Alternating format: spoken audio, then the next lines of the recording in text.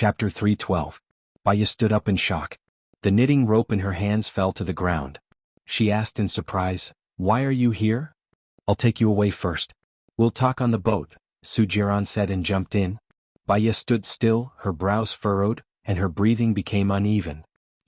What about Gu Lingqing? If she told Sujiran that Gu Lingqing was here?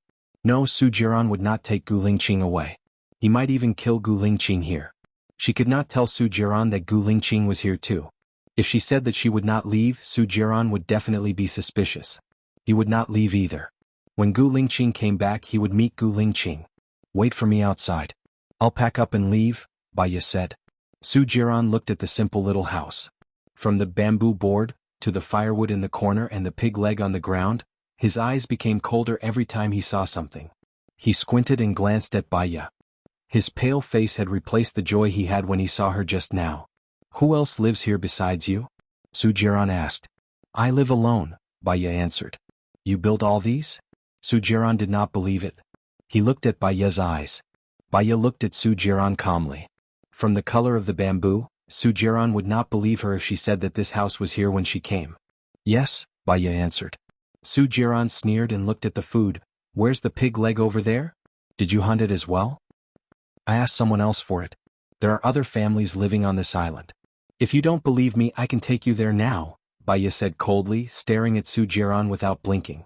She thought that if Sujiran insisted on going, she would take him to the bamboo house and pretend to faint halfway. After that, everything would depend on the will of the heavens. Sujiran pursed his lips and put his arm around Baya's waist to pull her to his side. "Since you've told me so much, I'll definitely believe you. There's nothing to clean up here. Are you going to take these pork legs and fish away?" "My period is coming. I don't think you have any female products on your ship, right?" Baya asked. Sujiran was even more surprised. "You're on your period. How do you solve it here?" "Wait for me." Baya climbed onto the bed and opened a sanitary napkin. She scattered the ashes inside and wrote one word: "Wait." She came down with the other sanitary napkins and said to Sujiran, "Let's go." Sujiran looked at the bed suspiciously. Baya was afraid that he would find out something, so she went out first. Sujiran brought 6 of his men and stood in 2 rows, standing at attention. Sujiran's white cruise ship was parked on the sea. Under the sunlight, it reflected a dazzling light. She estimated that it would take more than 6 hours for her to go back. If she informed Song Shiu to pick her up, it would be 12 hours later. If Gu Lingqing came back too late and it was too dark, he would not be able to see the words she left on the bed. If he could not find her, he would think that she had gone out to look for her. She still had to leave a mark for him. "Why aren't you leaving?" Sujiran stood behind her and asked. Baya turned around and looked at Sujiran. "It's not a pity for those fish. I caught them with a net. Those wild boar legs are very rare. It's a pity that we didn't take them with us. We'll be back for more than 6 hours. I'll make wild boar meat for you." "Okay," Sujiran replied. Baya walked towards the house. Sujiran looked at Baya's back and ordered his men beside him. "You stay on the island with 2 people. See who lives with Baya. If it's a man, no matter who he is, kill him." "Yes." Baya returned to the small house. She took a piece of wood that had not burned out and wrote on a stone, "Left by boat." "Wait." She covered the stone with the leaves, afraid that Sujiran would come in and find out. She took the 2 boar legs and walked out. She saw Sujiran standing alone on the beach. She lowered her eyes and walked towards him. Sujiran took the boar leg from her hands and picked it up to size it up. "This boar leg looks good. Are there a lot of wild animals on this island?" "I've been on the island for 4 days. I haven't seen any wild animals, but there are a lot of fish and crabs," Baya said simply and walked towards the deck. Sujiran followed behind her. After boarding the boat, he handed the boar leg to his men. Baya walked straight to the cockpit and asked casually, "Are you the one driving the boat?" Sujiran looked at her coldly and did not stop her. Baya walked to the door of the cockpit and saw 2 people in uniform sitting inside. She looked at the nautical chart and noted down the latitude and longitude of this place. "So you're not the one driving the boat?" Baya smiled slightly and looked at Sujiran. Sujiran's lips curled into a smile, but his eyes were cold. He already knew why she came to the cockpit. "Xiaoye, do you remember what you promised me?" Baya's body trembled and she looked at Sujiran with a dark expression. "I remember." Sujiran put his hand on her waist gently. "We haven't seen each other for so long. I'm afraid you won't remember." Don't do anything that you'll regret. I've given you a few chances and you've used up your last one. Do you understand? Baya lowered her eyes. Her long eyelashes left a black silhouette under her eyelids, covering the flowing light in her eyes. She had already made up her mind. Even if she only had 20 days to live, she would spend 19 days with Gu Lingqing. She did not want to hurt him anymore. One day at a time was one day at a time. She was compromising now because she had no choice but to be found by him. Also, she could only find someone to save Gu Lingqing when she returned. You haven't told me how you found me. Baya changed the topic. A fishing boat called the police. It said that it saw a girl crying for help on an isolated island. It even took a photo. I saw it and thought it looked like you, so I came over, Su Jiran explained. Called the police? No wonder the fishing boat didn't come close. Was very safe. If you didn't cry for help, I would have thought that you ran away again. I almost issued a global arrest warrant, Su Jiran said jokingly, but his eyes did not look like he was joking at all. That fisherman definitely didn't call the police at the Bell and Drum District Police Station. I was framed by the Bell and Drum District Police Chief, Qin Bin. He's LV Xingzhou's man, and I know that LV Xingzhou is the mastermind behind the family extermination case, Baya said solemnly. Do you have any proof? If you don't, no one will believe your words. After all, the people you're targeting are the Jinyuan City Bell and Drum District Police Chief, and the Governor of Jie Province. Chapter 313. I don't have any evidence. Have you eaten? Is there a place to cook on your ship? I'll cook for you. Baya changed the topic. She just wanted to reach the shore safely and find a chance to inform Song Shiyu. Not yet. Follow me.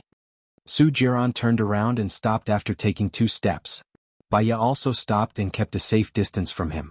Su Jiran glanced at Baya with a cold gaze and ordered, "Take 2 steps forward." Baya knitted her brows and took 2 steps forward. Su Jiran took a big step forward and hugged her waist, pulling her to his side. Why are you so distant? She lifted her head to look at him. 3 years had passed, but the passage of time had not left any traces on Su Jiran's face. Just based on his appearance, he was still as handsome as ever. His pair of flirtatious eyes shone with a seductive luster. She still remembered the first time they met. Her mother had a relapse and bumped into him. Not only did he not target her, but he also helped her and allowed her mother to receive good treatment. Before they got married, he helped her find a job and solved her problems at work. He sent flowers to her company every day. When she worked overtime, he would send her supper. In winter, when her hands were cold, he would hold her hand and put it in his pocket. She remembered all the things he did for her. It was just that those things were deliberately planned by him. After they got married, she fell into endless darkness. She and Su Jiran did not have a good beginning, so naturally there would not be a good ending. Now he was just possessive and conquering her. Well, it had long been lost in the river of time. I haven't bathed or washed my hair for a few days. Don't you think I smell? Baya said indifferently. Su Jiran sniffed her body and then her neck. He sniffed again. His breath fell on her skin. She felt itchy and took a step back. This action completely infuriated Su Jiran. He grabbed her chin and kissed her on the lips. Baya was shocked and pushed Su Jiran away. A sharp glint flashed past Su Jiran's eyes. He rushed over like a thunderstorm. Arrogant and domineering, he lifted Baya up. Baya sensed the danger and screamed, "Let me go!" Su Jiran's sharpness grew. He said in a sinister tone, "Why should I let you go? You're my woman. I have given you too many chances and time. I won't let you go again. I won't let you go." "Don't be like this," Baya said sharply. His voice was trembling. He kicked the door open, threw Baya on the bed and untied his tie. Baya's eyes were wide open. They were filled with fear and panic. She rolled down from the bed and hid at the side of the bed. She looked at Su Jiran defensively. Su Jiran sneered and said coldly, "Last time you said your aunt was here. It has been a few days since you left. I don't believe you haven't recovered." Baya trembled and clenched her fists. She really wanted to jump off the boat and end it all. However, Gu Lingqing was still on the deserted island. She wanted to inform others to rescue Gu Lingqing. She could die a worthy death. "I really can't. I was forced to fall into the sea last time and I haven't recovered. Su Jiran, don't do this." Baya begged. "Don't do this?" Su Jiran sneered and walked forward. Baya stood up subconsciously and stepped back. A crack appeared in Su Jiran's eyes. He said sternly, "Don't do this, or don't you want to do this? You never thought of giving yourself to me." Why should I give myself to you? How did you treat me when we were married? Baya shouted back. When I was young and frivolous, I was blinded by hatred. When I was young and frivolous, I was blinded by hatred. I've said that I've changed. How did I treat you? How did Gu Lingqing treat you? Gu Lingqing was the one who brought you more pain. At least I didn't have children with other women. Gu Lingqing still has Zhou Heilan's child. Su Jiran took off his clothes and walked toward Baya. You forced me, hurt the person I love, and injected poison into me. This is how you treat me. Do you think I will fall in love with you? Gu Lingqing brought me pain because he lost his memory. I didn't blame him at all. In your heart he is good and I am bad. What else can I say? Su Jiran was completely crazy. He really loved her. She didn't know that after she disappeared, he hadn't slept a wink. He had already mobilized everyone to look for her. He loved her, so he tolerated and forgave her again and again. He loved her, so he offended Gu Lingqing. One must know that Gu Lingqing's power and background were very powerful. However, she didn't believe in his love at all. In her eyes, Gu Lingqing was good and he was bad. His heart hurt so much that it was about to explode. Was the heavens punishing him? Punishing him for toying with too many people's feelings in the past, so he was destined to never get the woman he wanted. Su Jiran clenched his teeth. That's right. I, Su Jiran, have never loved you, Baya. I just don't want my things to be taken away by others, and I don't want Gu Lingqing to take them away. If they are destined to be taken away, then I will destroy them, and I will also destroy the person who took them away from me. Let me tell you, Baya, you are just a plaything of mine. Now, whether you are on your period or not, I have decided to F***ck you. Also, do you think I don't know? The person who lives on the island with you is Gu Lingqing. Other than Gu Lingqing, you are not willing to live with other men. You even went to the cockpit to look at the latitude and longitude of the deserted island. You wanted to inform his people to save him. Do you think Gu Lingqing will live past tonight? I'm sorry, but my people are already lying in ambush on the island. He is dead meat. I will not let him live. If you obey me, I will give you a way out. If you disobey me, I will make sure that you and Gu Lingqing die far away. I will make it impossible for the two of you to be together forever. Su Jiran, you are despicable. Baya roared hysterically. Hey, in your eyes, I am already a despicable person. I am wicked beyond redemption. If I don't do something despicable, I will let you down. Su Jiran rushed towards Baya. Baya jumped out of the window. Su Jiran chased after her. She straddled the railing. Su Jiran's heart tightened. He stopped and shouted, "What are you doing? Don't you want to live anymore?" You know that I don't want to live. In fact, I didn't want to live more than 3 years ago. This time don't save me. Even if you save me, I won't be grateful to you and I won't fall in love with you. If I have the chance, I will kill you, Baya said resolutely. Gu Lingqing was dead. She no longer had the desire to live. To live, she was still controlled by Su Jiran. Chapter 314. Baya, if you dare to jump, I, Su Jiran, swear to you that I will make Bai Bing, Lu Shuang and everyone you care about die with you, Su Jiran warned. Baya smiled and tears flowed from her eyes. The people I care about include you. Su Jiran paused. His soul seemed to have been hit by something violently and he was in a trance. Baya did not hesitate and jumped off the boat. Her whole body hit the surface of the sea and it hurt a little. However, the pain was not in her heart, so it did not matter. She watched herself slowly fall. The surroundings were very quiet, so quiet that she could hear the sound of gurgling in her ears. The seawater was very blue, as if it could wash away all the filth on a person's body. Finally, she died. If she had known that she would live such a painful life after living for 3 years, she would not have come back to life. It was a pity that she dragged Gu Lingqing down, dragged him down. It was all her obsession, her selfishness, her bad luck, her fault. If there was a next life, she would definitely not drag Gu Lingqing down again. The oxygen in her lungs was getting lesser and lesser. She clenched her fists, opened her mouth and inhaled a lot of liquid. Her nose, chest, lungs, brain and entire body felt so uncomfortable that it was about to explode. Vaguely, she saw Su Jiran swimming towards her. The last bit of breath flowed out of her body. Her body was as light as the seaweed in the sea, sinking to the bottom of the sea with the waves. Su Jiran sped up. Thinking that she would die, his heart ached so much that he could not breathe. He held her shoulders and swam upwards. 2 minutes later he brought Baya out of the sea. Baya's face was pale and her lips were purple. She hung her head as if she was lifeless. Su Jiran was very flustered and he shook Baya's shoulders. Baya, don't die. I won't allow you to die. Do you hear me? If you die, I will definitely not let Gu Lingqing go. If you wake up now, I will ask them to let Gu Lingqing go. Do you hear me? Baiya was still unconscious and motionless. Commander, one of his men shouted, lowering the ladder. Su Jiran carried her with one arm and stepped onto the rope ladder. His men pulled him up. He immediately performed mouth-to-mouth resuscitation on Baiya. After 10 times, Baiya still did not wake up. As long as Baiya did not wake up, he would not stop. After a long time, Baiya coughed softly. Su Jiran looked at Baiya in surprise. She was still unconscious. His eyes dimmed again. One night Su Jiran sat at the head of the bed and looked at the unconscious Baiya. His eyes were filled with emotions. The doctor said that all her vital signs were normal. There was no water in her lungs or brain, but she just wouldn't wake up. Xiaoya, let me tell you a piece of good news. None of my men came back, so Gu Lingqing should still be alive, Su Jiran said. Baiya still had no reaction at all. She was as beautiful as a statue. Su Jiran felt helpless. He caressed her head. In the past, I wanted you to stay by my side. Don't run away anymore. Don't run to Gu Lingqing's side. Now you're by my side, but in such a way. You said that I don't love you. If I don't love you, why would I do so much for you? There are many people who are prettier than you, younger than you, and more beautiful than you. You don't even have a good temper. Even if you're a toy, you're not qualified. You and I aren't young anymore. I don't have time to play love games. Do you know, Xiaoya? I really love you. So, don't worry, I won't let you die.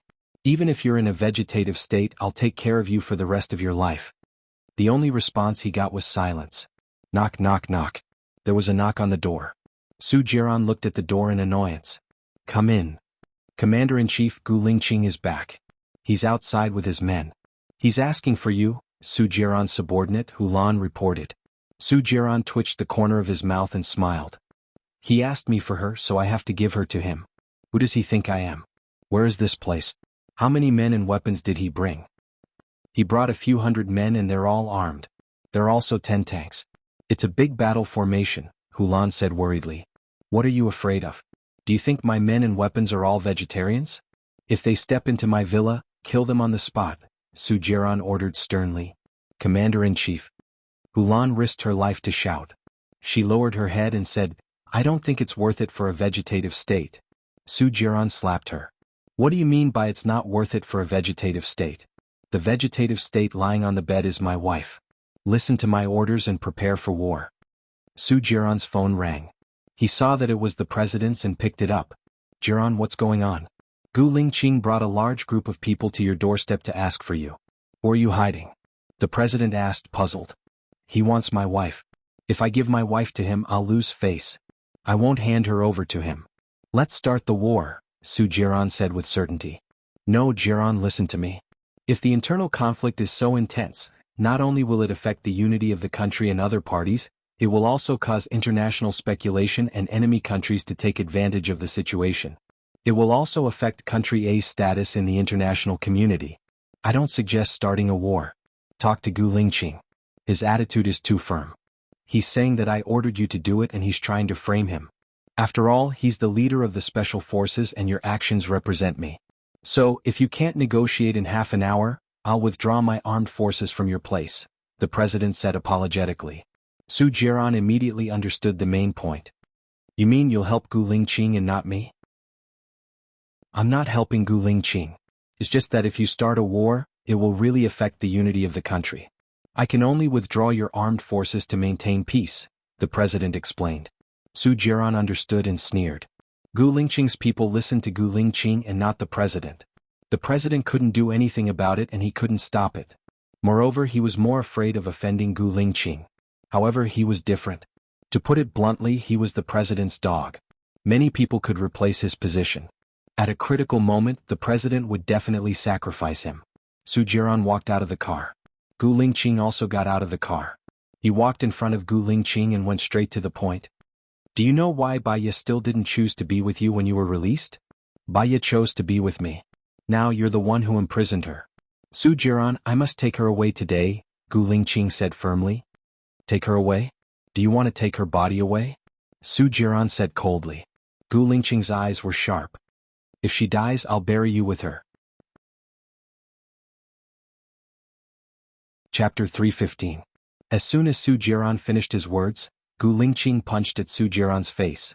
Su Jiran retreated a few steps and wiped the blood from the corner of his mouth with his thumb. He sneered and a sharp glint flashed in his eyes as he punched towards Gu Lingqing. The wind from his punch was strong and his speed was fast. He had wanted to beat up Gu Lingqing for a long time. When Baiya was still his woman, she came to provoke him and made him a cuckold. He had endured it until now.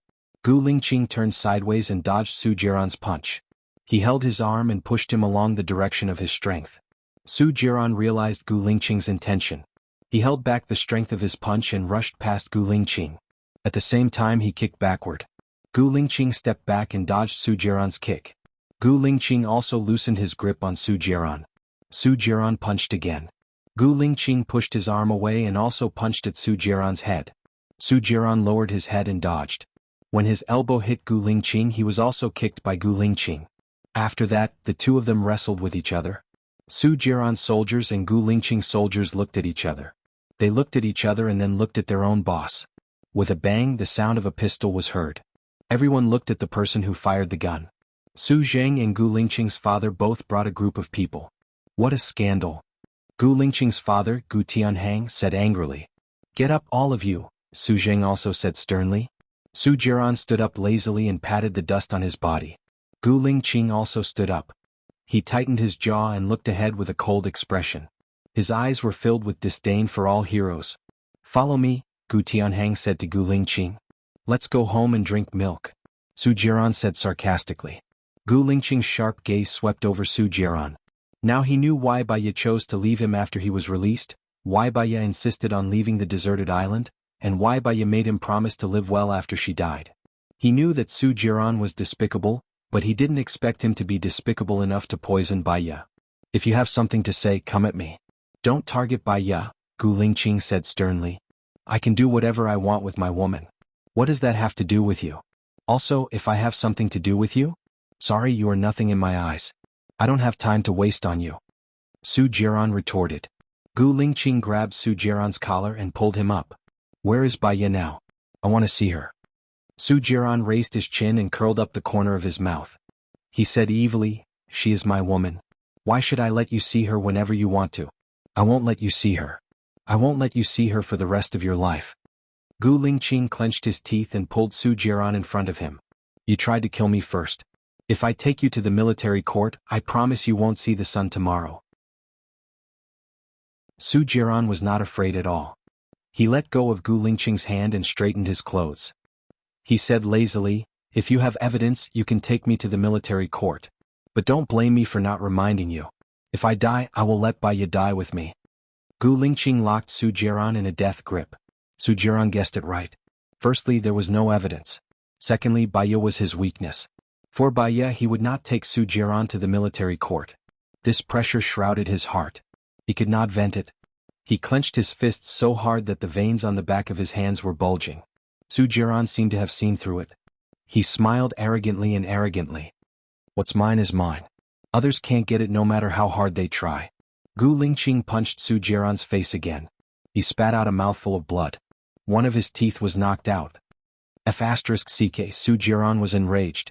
He picked up his gun and aimed it at Gu Lingqing's head. He loaded the gun. Gu Tianhang's eyes narrowed.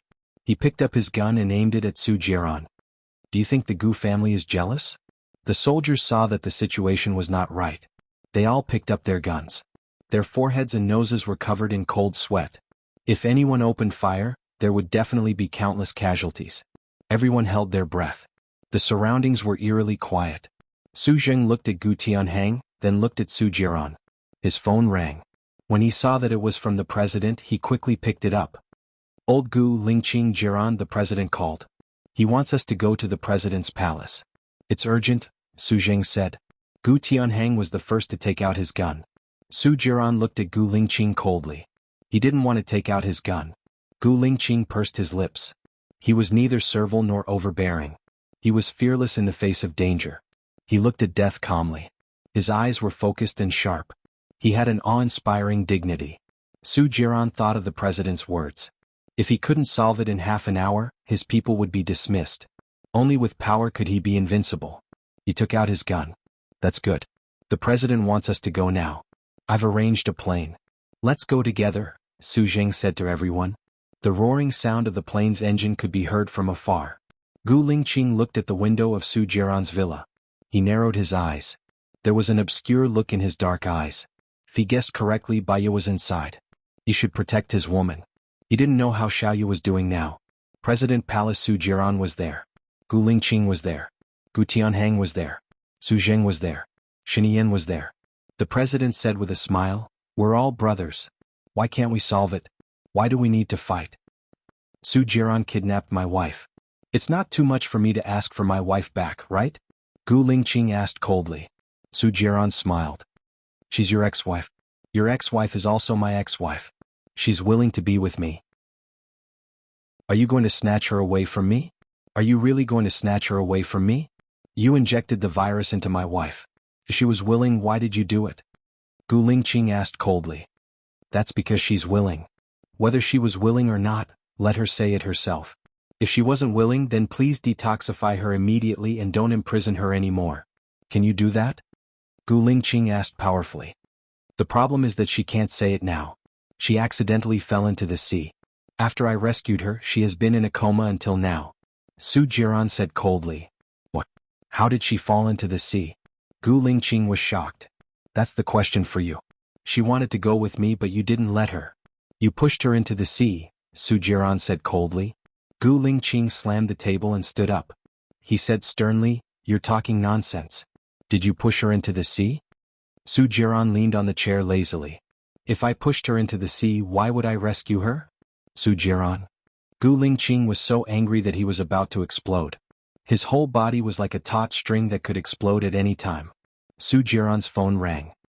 He saw that it was Hu Lan's and answered, "What's up?" Chapter 316. What? Su Jiran took his phone and walked to the side. He lowered his voice and said, "You said that Xiaoya is missing.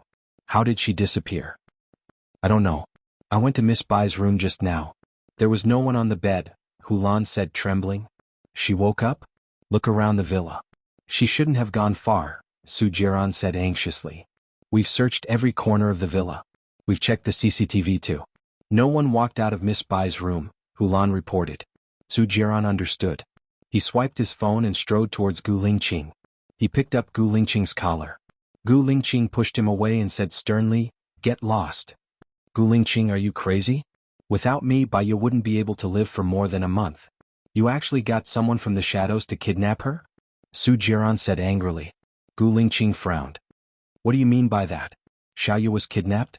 Su Jiran saw the clues. His heart skipped a beat. He had a bad premonition and a chill ran down his spine. "It wasn't you?" Gu Lingqing was also worried. "Where is Xiaoyu now? Who would kidnap her? Su Jiran, how many people have you offended?" Su Jiran sat on the sofa. His eyes flickered quickly and his face was pale. He had indeed offended a lot of people. However, which one of them didn't have the ability to kidnap Baiya? "It really wasn't you?" Gu Lingqing was anxious and worried. He ran towards the door. "I'll deal with you after I find Baiya." Su Jiran saw that Gu Lingqing had left. He nodded to the president and said, "Mr. President, my wife has been kidnapped. I have to leave first." Before the president could recover, Su Jiran was already running toward the door. Gu Tianhang looked at Gu Lingqing's back as he walked away and said angrily, "Our family is unfortunate to have provoked a jinx." "What a jinx." He also stood up. He wanted to find Baiya before they did. Once he killed Baiya, he would not have to worry. "Mr. President, I'll be leaving first." Seeing that Gu Tianhang was leaving, Su Zheng followed suit. "Oh Gu, wait for me." Only Shinian and the president were left in the room. Who is that woman? How could she make Su Jiran and Gu Lingqing fall head over heels in love with her? The president asked in surprise. Shinian smiled coquettishly. "That's a good thing. Gu Lingqing and Su Jiran are restraining and suppressing each other. If Gu Lingqing had married Su Zheng's daughter, Gu Lingqing would be the president instead of me." "You're right. But will it affect the internal unity in the long run? Gu Lingqing has the military's morale and Su Jiran is cruel and merciless. Both of them are not easy to deal with. You'll be in office this year, but you're still young. You can't have any accidents," the president said worriedly. Shenian swirled the wine glass elegantly and looked at the red liquid in the glass charmingly. He said confidently, "What if I have all of their weaknesses in my hands? What do you mean? The president did not quite understand. Shiniyin smiled meaningfully. His eyes were unparalleled and full of confidence. The president saw that he did not say anything and nodded. He was quite satisfied with his son's performance in the past few years. It's good that you have your own plans. Remember these words from your father. A lack of forbearance in small matters will spoil great plans. You must be ruthless and not soft-hearted. You're an emperor. You must prioritize national affairs. You must pay equal attention to kindness and authority. Check and balance are the most important. Know yourself and know your enemy. Only then can you win every battle. Okay. Shiniyin answered. By the way, after you take office, marry Princess Anna of Country K.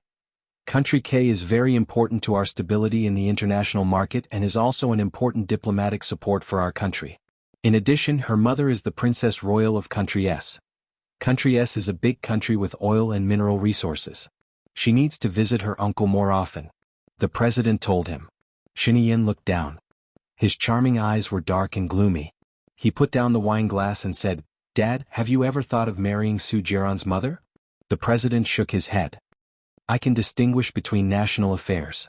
If mother asks you to break off your relationship with Xiong Dani, will you do so? Shiniyin asked. I will, but your mother is very virtuous. She is well educated and tolerant. I'm very lucky to have her. When the president mentioned his wife, his face was full of tenderness. Shiniyin chuckled. I saw a joke the last time. The wife asked her husband, if your mother and I fell into the river at the same time, who would you save first? The husband asked, your father and I went to visit prostitutes together and were caught at the same time. You only have enough money to bail out one person. Who would you save first? What do you mean? The president asked. Shiniyin smiled. Since she is already very lucky, I should treat her better. I'll take my leave first. The president was speechless. Shiniyin stood up and adjusted his clothes. He looked at the president. Soon you will no longer be the president. You can retire and not be responsible for the country. Will you marry Su Jiran's mother? The president shook his head. Shiniyin did not say anything. He turned around and left. 1 day, 2 days, 1 month, 2 months, 1 year, 2 years, spring passed and autumn came. 2 years had passed. Gu Lingqing did not find Baiya. Su Jiran did not find Baiya either. Gu Lingqing caught Qin Bin, the fisherman, and the assassin. Lu Xingzhou was sentenced to death. In the same year, Luliang City and the people from Xinjiang Construction Company were also sentenced to death. Xing Buchuan took advantage of his position to seek personal gains of up to 1.3 billion yuan. He was sentenced to 15 years in prison and deprived of political rights for life. Xing Jinyan was sentenced to 13 years in prison and all his assets were confiscated. The strange thing was that Lu Xingzhou and Luliang City did not mention anything about the massacre of the village. Even though they were sentenced to death, they did not say that they had anything to do with him. Therefore, among the 5 people who massacred the village, other than Governor Cheng, Luliang City, Lu Xingzhou and Xing Buchuan, there was one more person. There was no clue at all. Gu Lingqing vaguely felt that the person who disappeared in the end must be someone of high status and power. He was so important that even a sinister person like Lu Xingzhou did not dare to mention him. Could Xiaoye have been taken away by that person? Unfortunately, that person and Xiaoye seemed to have vanished from the world. There was no news at all.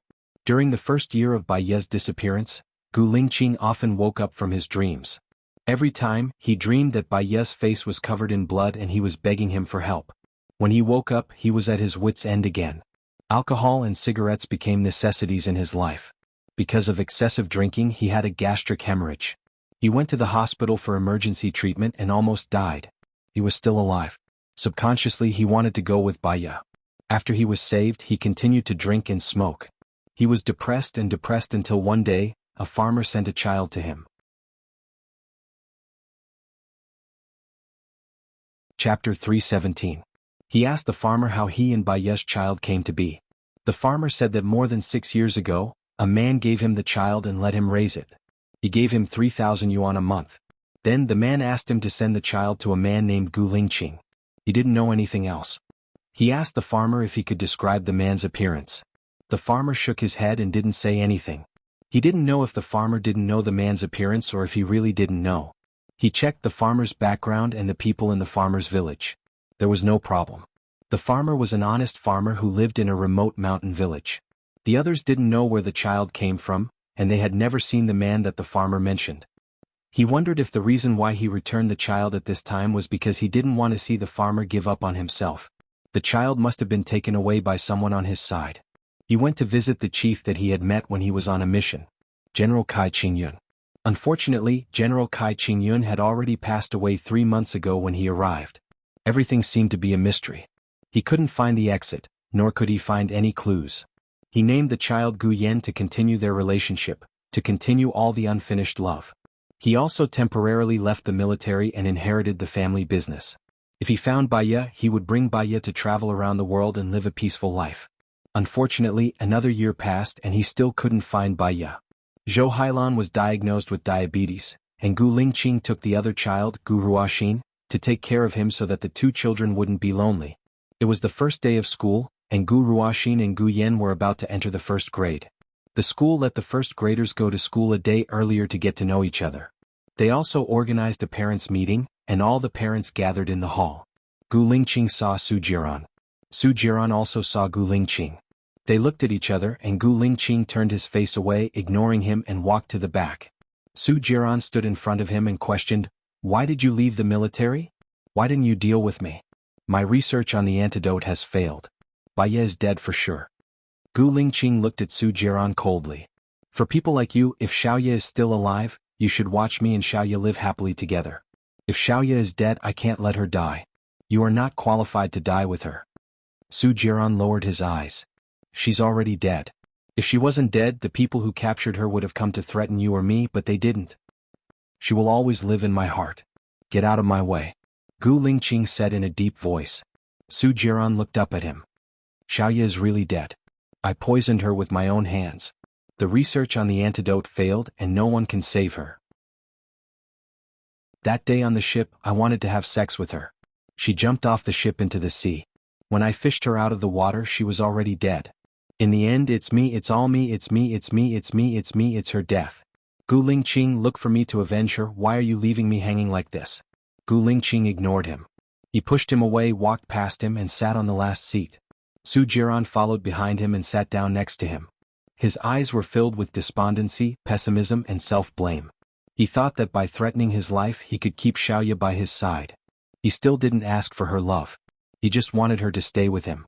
In the end, Baya didn't even let him know where she died. Compared to never seeing her again, he should have let go. He already knew that he was wrong. "Gu Lingqing, don't let me go. I'm the culprit who killed Baya," Su Jiran said in a low voice. Gu Lingqing didn't say anything. He looked at the teacher who walked in. His thoughts drifted away. He remembered that Baya told him many wishes.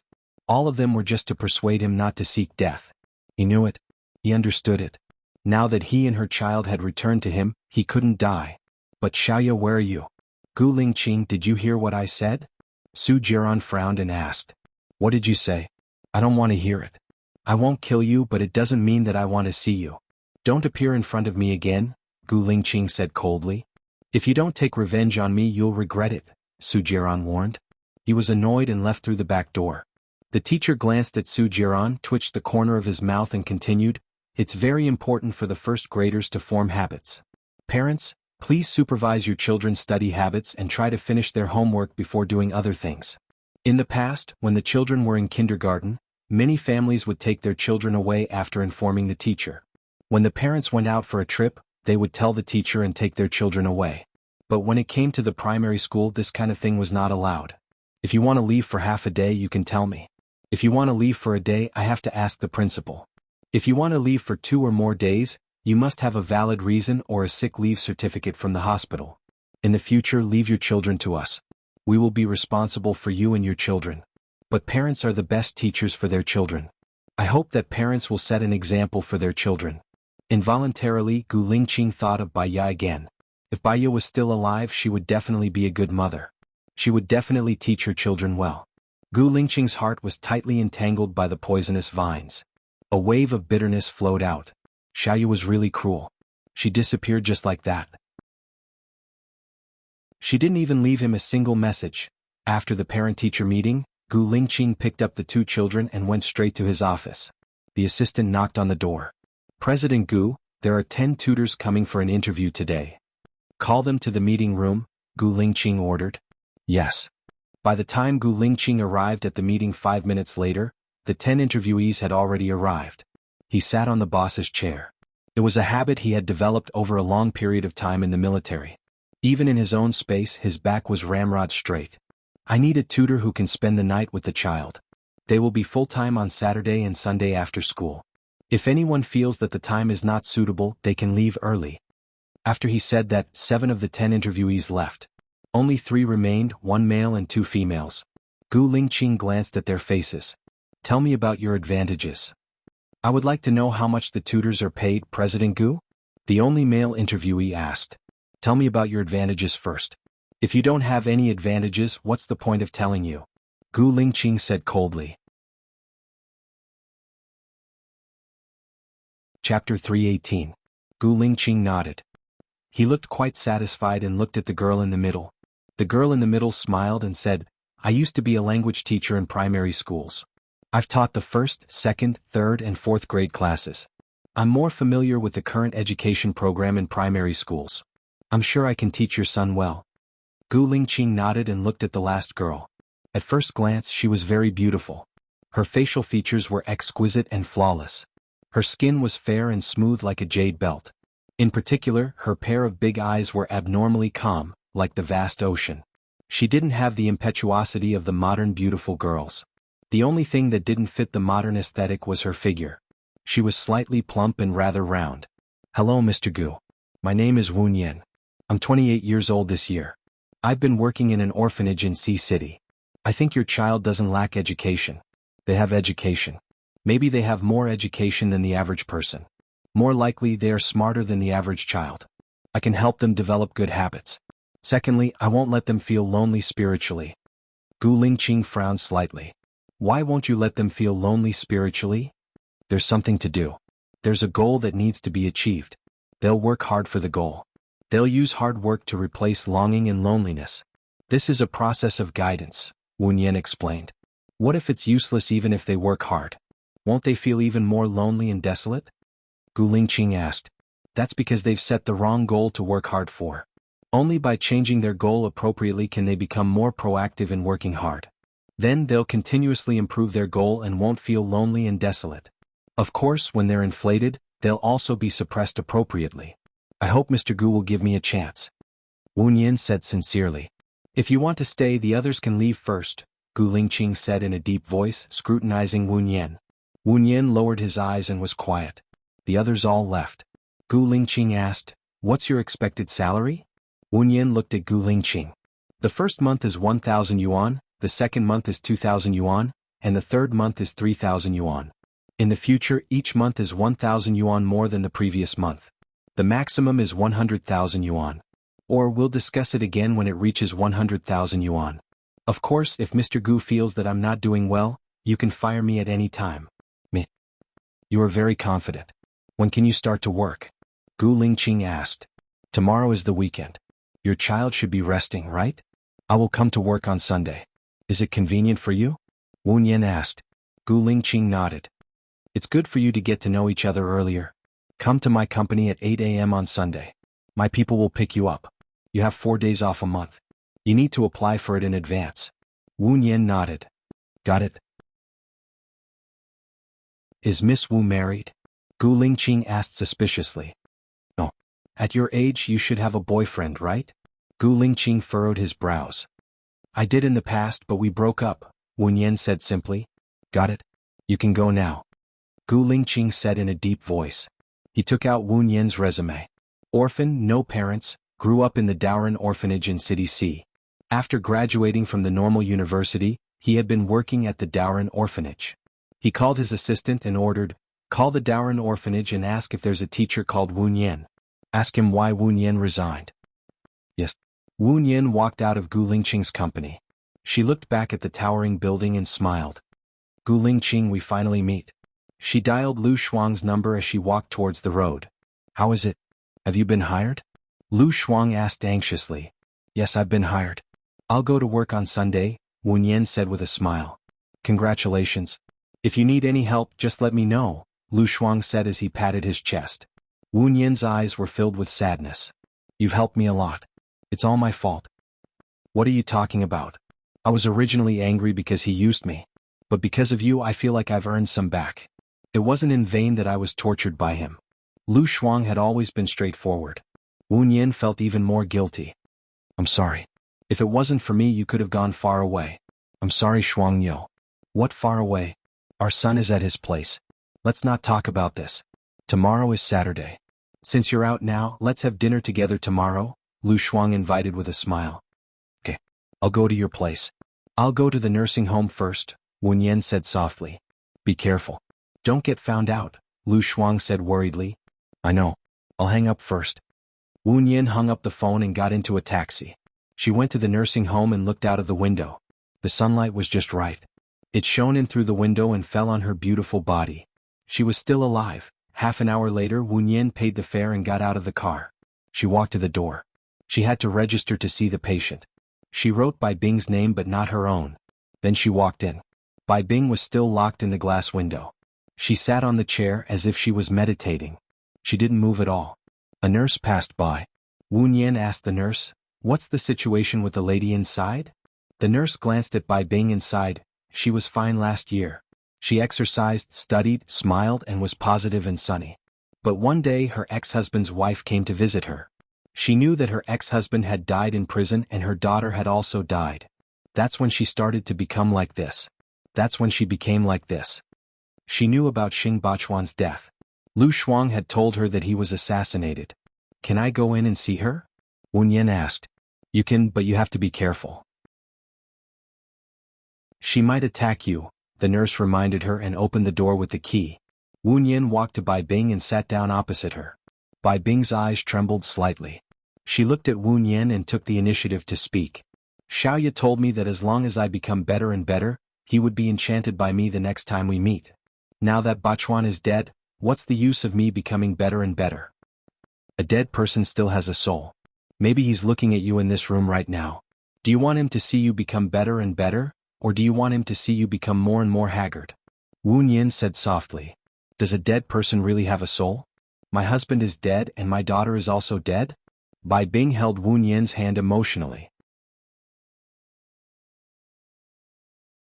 Chapter 319. Bai Bing looked at Wu Nian blankly. Will they really be waiting for me in heaven? Yes. So, you have to make yourself better all the time. They are watching you from heaven. Wu Nian said with a smile. Heaven. Bai Bing looked at the sky, her eyes empty and distant. Wu Nian's heart ached. She stood up and walked out of the door. She said to the nurse, Can I have a look at Bai Bing's diet list? Yes, come with me. The nurse walked in front of her. Wu Nian got Bai Bing's diet list.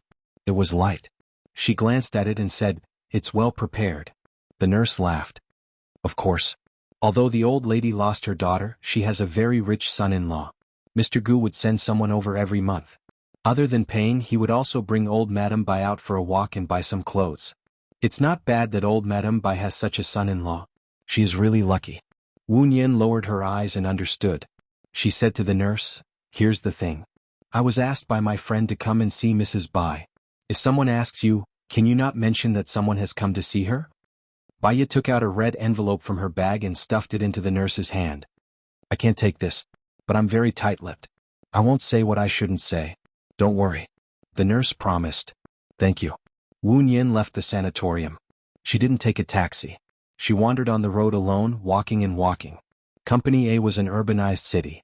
There had been great changes in the past 2 years. The housing prices had increased by 50% compared to 2 years ago. There were all kinds of luxury cars running on the road. She regretted not buying a house earlier. Now she could only live in a hotel. After walking for more than an hour, the sky gradually darkened. The street lights came on. She was hungry. She saw a Hong Kong-style tea restaurant and walked in. There were many people inside. Since when did people in company like to eat these things? She chose a table and sat down. She scanned the QR code and the menu appeared on her phone. She ordered a portion of rice noodle roll, a portion of steamed dumplings and a portion of soy milk. After ordering, she looked at the news on her phone. She remembered a joke she had seen in the past. It said that 2 people were comparing who was loneliest. One said that the loneliest thing was to eat alone, while the other said that the loneliest thing was to watch a movie alone. During the meal they said that if you went to watch a movie and came back from the bathroom, your seat would still be yours. I eat, go to the bathroom and come back, the table is not mine. Wu Yin thought it was quite funny. Unfortunately, she had gone to the movies alone and had also gone to a restaurant to eat alone. Alone? A familiar voice rang out. Wu Yin raised his head in astonishment and looked at Gu Lingqing. He stood up in astonishment and called out respectfully, "Mr. Gu, why are you here?" "I live nearby. There's no one at home to cook, so I brought my child out for dinner. Since we met, let's eat together." "It's good for you to meet them first," Gu Lingqing said in a low voice. Wu Yin did not reject. "All right, I've already ordered. Where would you like to sit? I'll ask the waiter to transfer the menu to you." "Table 48, Gu Lingqing said and walked towards table 48. It was not far away, just diagonally across from her. Wu Yin told the waiter and looked at Gu Lingqing's two children. Gu Yin 7 years old this year. He's the older brother. The one beside him is Gu Ruoxin, also 7 years old. He's the younger brother, Gu Lingqing introduced to Wu Yin. Wu Yin looked at Gu Yin with a burning gaze. The corners of his mouth were raised and his eyes were rippling, sparkling under the lights. "Mr. Gu's two sons are both outstanding and good-looking. I'm good-looking because I look like my mother." "My mother is beautiful," Gu Ruoxin said. Wu Yin looked at Gu Ruoxin. He was indeed looking more and more like Zhou Hailan. Gu Yin tilted his head and looked at Wu Yin. "Auntie, are you going to be our new mother in the future?" Wu Yin blushed slightly and smiled. "I'm not going to be your new mother. I'll just take care of you, wash your clothes, cook for you and send you to school. If you don't understand anything in the textbooks, you can ask me." "Nanny," Gu Ruoxin said and pursed his lips. "My mother can do all these. I don't want you to do it. If I do all these things, your mother will have more time to accompany you, right?" Wu Yin said gently. Gu Ruoxin did not say anything and lowered his head. Gu Yin looked at Gu Ruoxin and then at Wu Yin. He saw Wu Yin looking at him with a smile. "Welcome to my house, Auntie. Do you know how to draw?" "I like to draw. Little Yin is very good at drawing. Can you teach me?" Wu Yin said with a smile. "Who are you to call him Little Yin? You should call him Young Master and call me Second Young Master. Besides, you don't even know how to draw. How can you ask us if we don't understand?" "That's hilarious," Gu Ruoxin said. "Everyone has their own specialties. Although I'm older than you, there are many things that I'm not as good as you. I'll learn from you humbly. As for how I should address you..." Wu Yin looked at Gu Yin. "Little Yin, do you want me to call you Young Master or Little Yin?" "Little Yin. Little Yin sounds more intimate. Young Master sounds distant," Gu Yin said. "What do you mean distant? My father hired them to serve us. They have their own identities, ranks and seniority," Gu Ruoxin said arrogantly. Wu Yin was not angry. He said to Gu Ruoxin, "You're just a little judge who maintains order. Let me ask you, who do you think is more respectable, the boss or the employee?" "Of course it's the boss," Gu Ruoxin said without thinking. "Is the teacher more respectable or the student more respectable?" Wu Yin asked again. "Of course it's the teacher." Gu Ruoxin was very sure. "What if the employee hired by the boss is the boss's teacher?" Gu Ruoxin paused. He thought for a while and said, "Boss, the one who pays is more respectable." "Then what if the boss doesn't have the technical support of the teacher? Will the company close down?" Gu Ruoxin did not say anything. He was a little annoyed.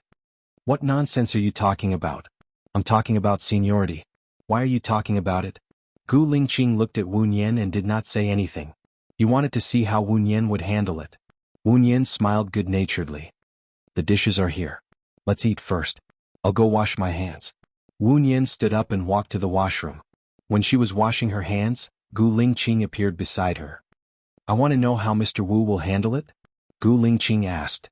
"Because the child is yours, I didn't say it in front of the child. I want to have a deeper conversation with you, Mr. Gu. Can you give me half an hour on Sunday?" Wu Yin asked with a smile. Chapter 320. Wu Yin smiled. "Of course, that's not a problem." Gu Lingqing furrowed his brows slightly. "You're very confident?" "I can't think of anything else. Even if I beg you, will you let me stay? Also, I'm only offering a salary of 1,000 for the first month, 2,000 for the second month, and 3,000 for the third month. If you want to fire me, I won't feel that it's a pity. When I'm earning 1,000, 2,000, 3,000 per month, you will fire me. If you fire me, don't even think about the future." Wu Yin said word by word. Gu Lingqing was a little dazed. He said that he found her voice very familiar. It was so familiar that even after she left, he was still thinking about what she said. So much so that when he saw her here, he would take the initiative to greet her. Now that he thought about it, her voice was very similar to Bai Ya's. Can you sing? Gu Lingqing suddenly asked. Wu Yin was stunned. He changed the topic so quickly that she couldn't react for a moment. A little. What? Let's go to KTV tonight. You can get to know the children. Gu Lingqing didn't ask if she was free. After saying that, he walked out directly. He was still as domineering and fierce as he used to be. She also wanted to interact with the children, so she didn't reject him and followed behind him. The two children sat together. Gu Lingqing sat first and Wu Yin sat next to him. Andy, what's your name? Gu Yin asked with his head tilted. His eyes were curved and he seemed to be very interested in Wu Yin. Wu Yin, my name is Tian Wu. It means to think about, Wu Yin explained gently. Wu Yin, this name sounds a little sad, or maybe it's a feeling of heartache. My name is very good. Gu Yin, it means continuation. My mother is missing and my father hopes to find my mother, so he gave me this name, Gu Yin said with a smile. Wu Yin's fingers trembled slightly. She held it with both hands and looked at Gu Lingqing. He was also looking at her. She felt guilty and blushed. Is Mr. Gu's wife missing? Gu Lingqing was sad. I didn't protect her well. She must be blaming me. That's why she's still not willing to come out after 2 years. Wu Yin chuckled. Gu Lingqing was surprised and looked at Wu Yin. What are you laughing at? In my opinion, Mr. Gu should be a wise, mature and steady person. If a woman blames you because you didn't protect her well, I don't think Mr. Gu would love such a girl. If Mr. Gu insists that the girl you like is such a person, then you are not worthy of her love. Since you are not worthy of her love, why would she come back to you? Wu Yin analyzed. Gu Lingqing squinted his eyes and stared at Wu Yin. He didn't say a word and looked gloomy as if a storm was coming. I think that what Xiao Yin said makes sense, Gu Yin said calmly. Wu Yin looked at Gu Yin in surprise. What did you call her? Gu Lingqing questioned Gu Yin. Gu Yin wasn't afraid. He smiled like a crescent moon. I think calling Xiao Yin is more intimate than calling her auntie. She's your senior. She's older than you by 20 years. Calling her Xiao Yin isn't intimate, it's rude. Call her auntie next time, Gu Lingqing ordered. Oh, I know, Dad. Hello, auntie, Gu Yin said sweetly. This voice went straight to Wu Yin's heart. It was soft and there was an inexplicable bitterness in his eyes. Hello, Xiao Yin. Let's eat, Gu Lingqing said in a low voice. His mood was even lower. He knew that Bai Yu wouldn't blame him. But if she didn't blame him, why hadn't she heard from him for so long? Was she already? He didn't dare to think about it. He would rather convince himself that Bai Yu blamed him for not protecting her. His heart was in pain. He lost his appetite and put down his chopsticks. I'm sorry, I need to go out for a while. Gu Lingqing left the table and walked out. It's all your fault. Why did you mention your mother? She's a jinx. Every time your mother is mentioned, Dad will be unhappy, Gu Ruoxin blamed Gu Yin. It's not that Dad is unhappy. He just misses my mother. Even if I didn't mention it, he would still miss her, Gu Yin retorted. What's the big deal about missing your mother? Your mother is already dead. My mother is still alive. Dad should have married my mother. I don't want to eat with you anymore. Gu Ruoxin glared at Wu Yin and got down from his seat. Wu Yin grabbed hold of Gu Ruoxin. You're still young. Don't run around. What if you run out and get caught by the bad guys? Gu Ruoxin pushed Wu Yin away forcefully. You're the bad guy. I don't like you. Don't come to my house. Wu Yin didn't expect a little boy to be so strong. He pushed her to the corner of the table. She couldn't straighten her back and had to squat down. Gu Ruoxin ran away. Auntie, are you okay? Gu Yin ran to Wu Yin and asked with concern. Wu Yin shook her head. It's okay. Go outside and find your father. Get your brother back. Okay. Gu Yin ran out anxiously. Wu Yin squatted down to relieve herself. Her forehead was covered in cold sweat. Are you okay? Gu Lingqing ran over and helped her up. Wu Yin smelled the tobacco on him. He must have gone outside to smoke. Gu Lingqing only smoked when he was upset. Her eyes turned red. I'm fine. Don't worry about me. Young master ran out just now. Hurry up and get him back. It's too dangerous for a child to run around outside. Gu Lingqing looked at her face. He carried her and walked outside. Wu Yin held his arm in surprise. What are you doing? You don't look well. I'll send you to the hospital. Gu Lingqing said in a low voice. Little Yin, follow me. I'm fine. I just bumped into the corner of the table. I'll be fine in a while. Your child is still outside, Wu Yan said worriedly. He runs away from home every 2 or 3 days to go to his mother's place. From here to his mother's place, he can find the way with his eyes closed. I'll ask someone to bring him back later. You don't have to worry, Gu Lingqing said with certainty. Wu Yan understood. This child is trying to match you with his mother, right? I only have my wife in my heart, Gu Lingqing said with certainty. He coldly opened the car door and let Wu Yan in.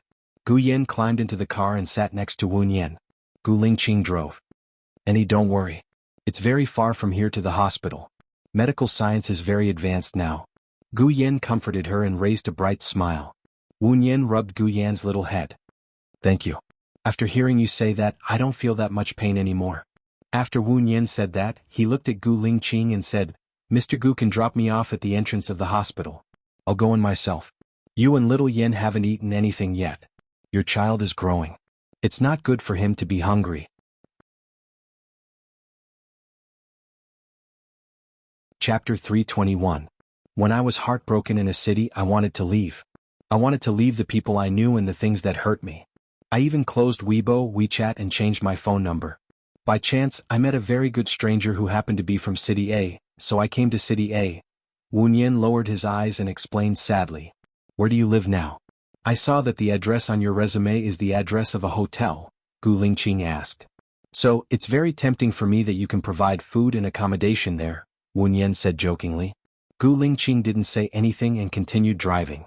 "It doesn't hurt anymore. I don't need to go to the hospital. It's just a bump. It's not a big problem. Pull over and I can go back by myself," Wu Yan said while looking out of the window. "Since it doesn't hurt anymore, can you cook for me? I often eat in restaurants and I'm tired of it," Gu Yan said coquettishly. Wu Yan's heart softened. He glanced at Gu Lingqing and remained silent. "Sure. What do you want to eat?" "I'll cook for you," Wu Yan rubbed Gu Yan's head and said. "I want to eat cola chicken wings, prawns and—" Gu Yan licked his lips. "Wonton, big wonton." Wu Yan smiled and asked Gu Lingqing, "Do you have ingredients in the fridge?" "No, there's nothing but liquor," Gu Yan complained. "Stop in front. There's a vegetable market there. I'll buy some ingredients. It'll take about 10 minutes, Wu Yan said. "Miss Wu, you're not from City A but you're quite familiar with it," Gu Lingqing said meaningfully. "I like to wander around and look around so I remember there's a vegetable market here. Please pull over and wait for me," Wu Yan said softly. Gu Lingqing stopped the car and handed the wallet to Wu Yan. Wu Yan was stunned. "Take my wallet and return it to me when you're done," Gu Lingqing said in a deep voice. "Aren't you afraid that I'll take too much of your money?" Wu Yan was surprised. "You have a monthly salary of 100,000 yuan. You won't care about a few thousand yuan." Wu Yan was amused by Gu Lingqing. A monthly salary of 100,000? This was not a small temptation. Even if she was really a thief, she would not steal his money. She took his wallet and got out of the car. Gu Lingqing opened the window and lit a cigarette. He stared at Wu Yu's back. The light of the cigarette was flickering, just like the ripples in his eyes. 10 minutes later, Wu Yan came over with groceries. He opened the back door and sat next to Gu Yan. "Xiaoyan, what vegetables did you buy?" Gu Yan asked with a smile. "What are you shouting for?" Gu Lingqing reminded. Gu Yan stuck out his tongue and immediately corrected himself. "Andy Xiaoyan." Wu Yan smiled dotingly.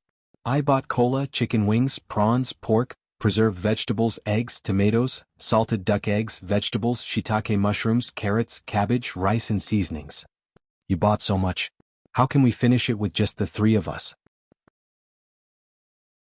Gu Yan was surprised and happy, but he felt it was a waste. "We only have cola chicken wings, prawns, braised pork with preserved vegetables, and eggs with tomatoes for dinner. As for the rest, I'll make wontons.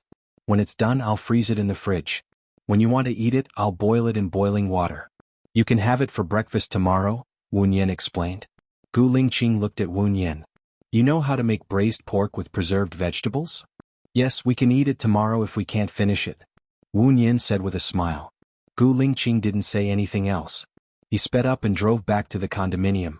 When they got out of the elevator, Wu Yan saw Zhou Hailan standing at the door with his arm around Gu Ruoxin's shoulder. Zhou Hailan glanced at Wu Yan and smiled at Gu Lingqing. "Xiao Xian is back again. I didn't want you to worry, so I brought her here. Is she the nanny that Xiao Xian was talking about?" "She's the home tutor I hired. Xiao Xian and Yan are going to school soon, so she's in charge of taking care of them. Xiao Xian apologized to Ms. Wu. You shouldn't have pushed her, Gu Lingqing said sternly. I didn't push her. She pulled me and didn't let me go, Xiao Xian said arrogantly. I didn't let you go because I was worried that something would happen to you. It's wrong of you to push her. Also, it's wrong of you to run out without my permission and make my parents worry. Apologize, Gu Lingqing said in a commanding tone. Xiao Xian, don't make your dad angry. Apologize now. Don't come back again. I'll be fine. Don't worry about me, Zhou Hailan said immediately.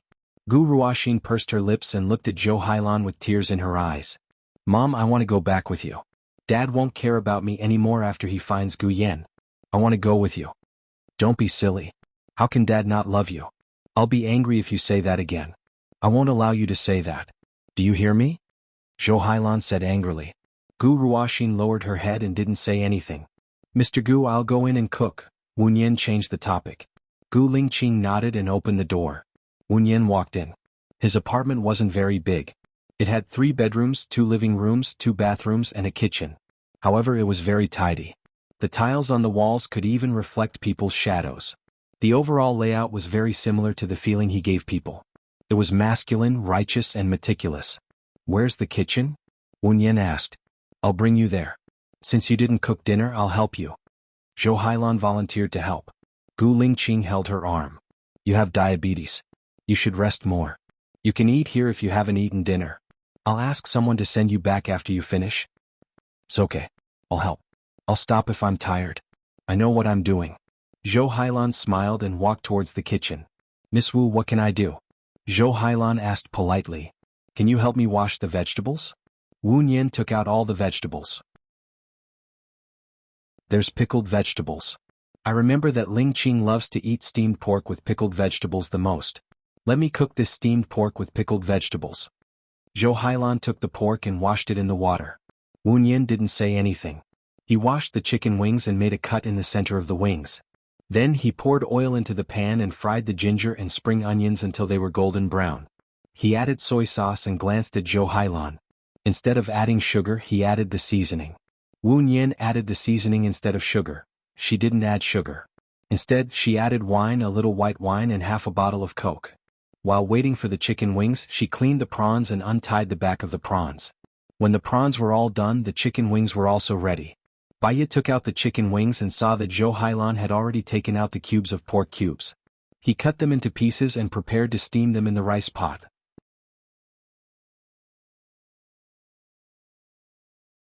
Chapter 322. Wu Yan smiled and narrowed her eyes. She looked like she was listening to the conversation. Sure. Thank you, madam. What do you like to eat? As she spoke, her phone rang.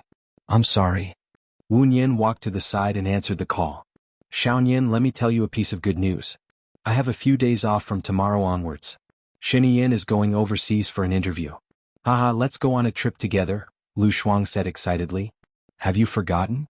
I found a full-time job. However, I have 4 days off per month. I'll see if it's okay next time. However, it's not good for me to be a minor when I've just started working, Wu Yan said apologetically. All right. Give me all your time tomorrow. We'll go fishing together. I know a fun place. Lu Shuang was still in a good mood. Sure. See you tomorrow. Wu Yan said. She hung up and turned on the voice recorder. She put the phone in her pocket and said to Zhou Hailan, I'm sorry. It's a call from a friend. What do you like to eat? Oh, it's okay.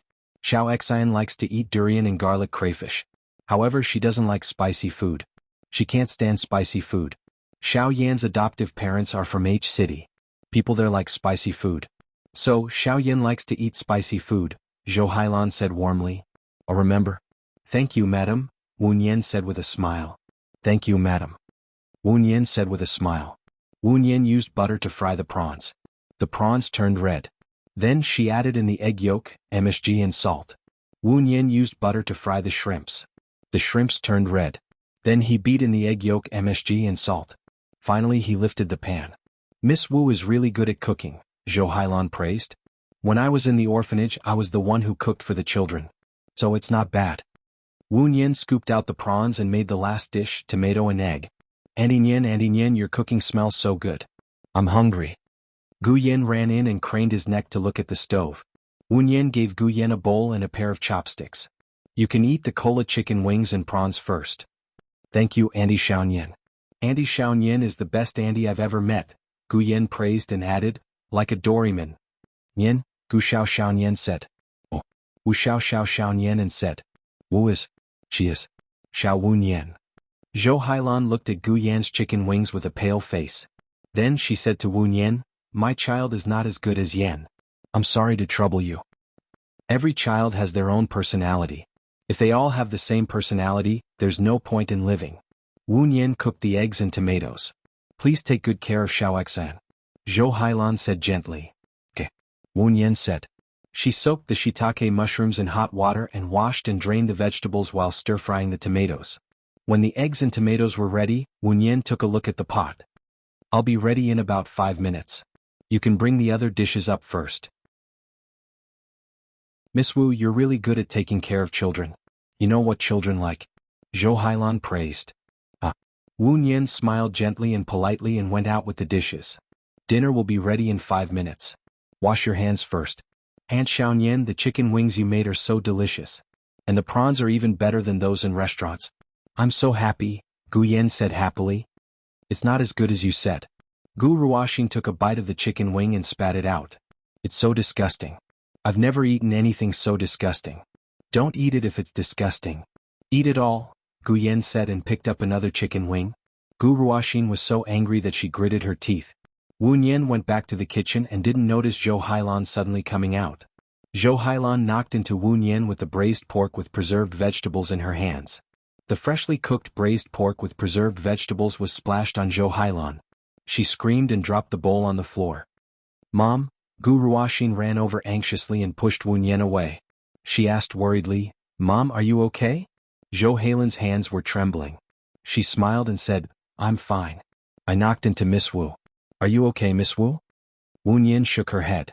I'm fine. What a pity. This is a bowl of braised pork with preserved vegetables, Zhou Hailan said sadly. Ma, please go eat first. There's no sugar in the tomato eggs and prawns so they're edible. I'll take care of the rest, Wu Nian said kindly. Gu Ruoxin glared at Wu Nian and said to Zhou Hailan, Mom, you're scalded. There should be scalding medicine at home. Apply it first. You're not in good health. We can't make it worse. Zhou Hailan looked at Gu Lingqing and asked carefully, Can I? Gu Lingqing got up and went to her room to take out the first aid kit. She passed the scalding medicine to Zhou Hailan. Dad, Mom is injured. I can't do it myself. You can apply the medicine for Mom, Gu Ruoxin said to Gu Lingqing. It's okay. I can do it myself. Zhou Hailan took the scalding medicine from Gu Lingqing's hand. She rolled up her white sleeves. Her skin was scalded red. She applied the medicine on herself and frowned. There were tears in her eyes. Then she changed her other hand. The other arm was also scalded red. Mom, both of your hands are scalded. How are you going to shower at night? What if you have a fever? Don't leave today. I'll take care of you. Gu Ruoxin held Zhou Hailan's hand and blew on it gently. Zhou Hailan's tears flowed down. Mom, it's okay. You must be good here.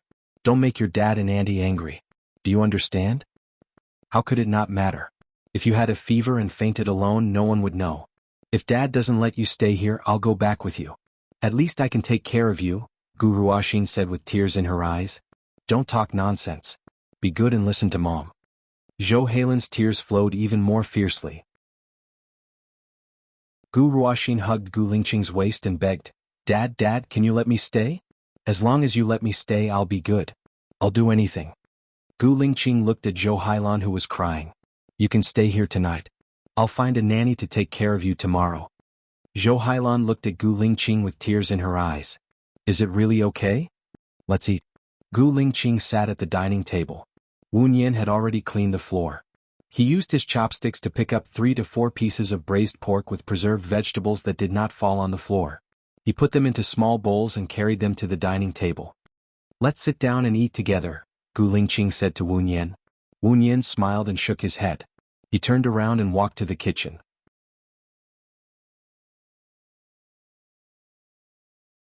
Chapter 323. Wu Nian returned to the kitchen and washed the carrots and cabbage. She minced all the vegetables and put some minced meat into the minced meat. Gu Yan ran to the kitchen and asked, Auntie Xiaoyan, why don't you have dinner with us? You haven't eaten anything yet. Are you still hungry? Wu Nian smiled and squatted down opposite Gu Yan. Auntie Xiaoyan, aren't you hungry? I'll cook some wontons later. You won't be hungry.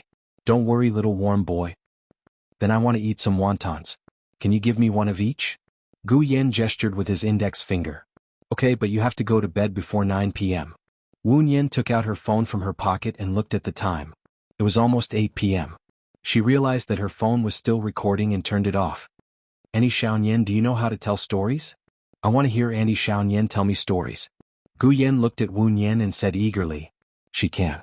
Think about what you want Auntie Xiaoyan to tell you later. Go take a shower first. Wu Nian stood up. Gu Yan didn't leave. He played with his fingers and lowered his head, looking like he wanted to say something. Wu Nian noticed something was wrong and squatted in front of Gu Yan again. What's wrong? Gu Yan looked at Wu Nian with reddened eyes and pursed his lips. His eyes became redder as if they were covered by a thin layer of mist. Xiaoyan doesn't want to go out. Dad is with Auntie Zhou. Auntie Zhou is Gu Ruoxin's biological mother. The three of them are a family. Xiaoyan is all alone. Seeing the three of them together, Xiaoyan will feel like he's the extra one. It'll be very lonely. Wu Nian's heart tightened. She didn't expect Xiaoyan, who looked optimistic and cheerful, to have such thoughts.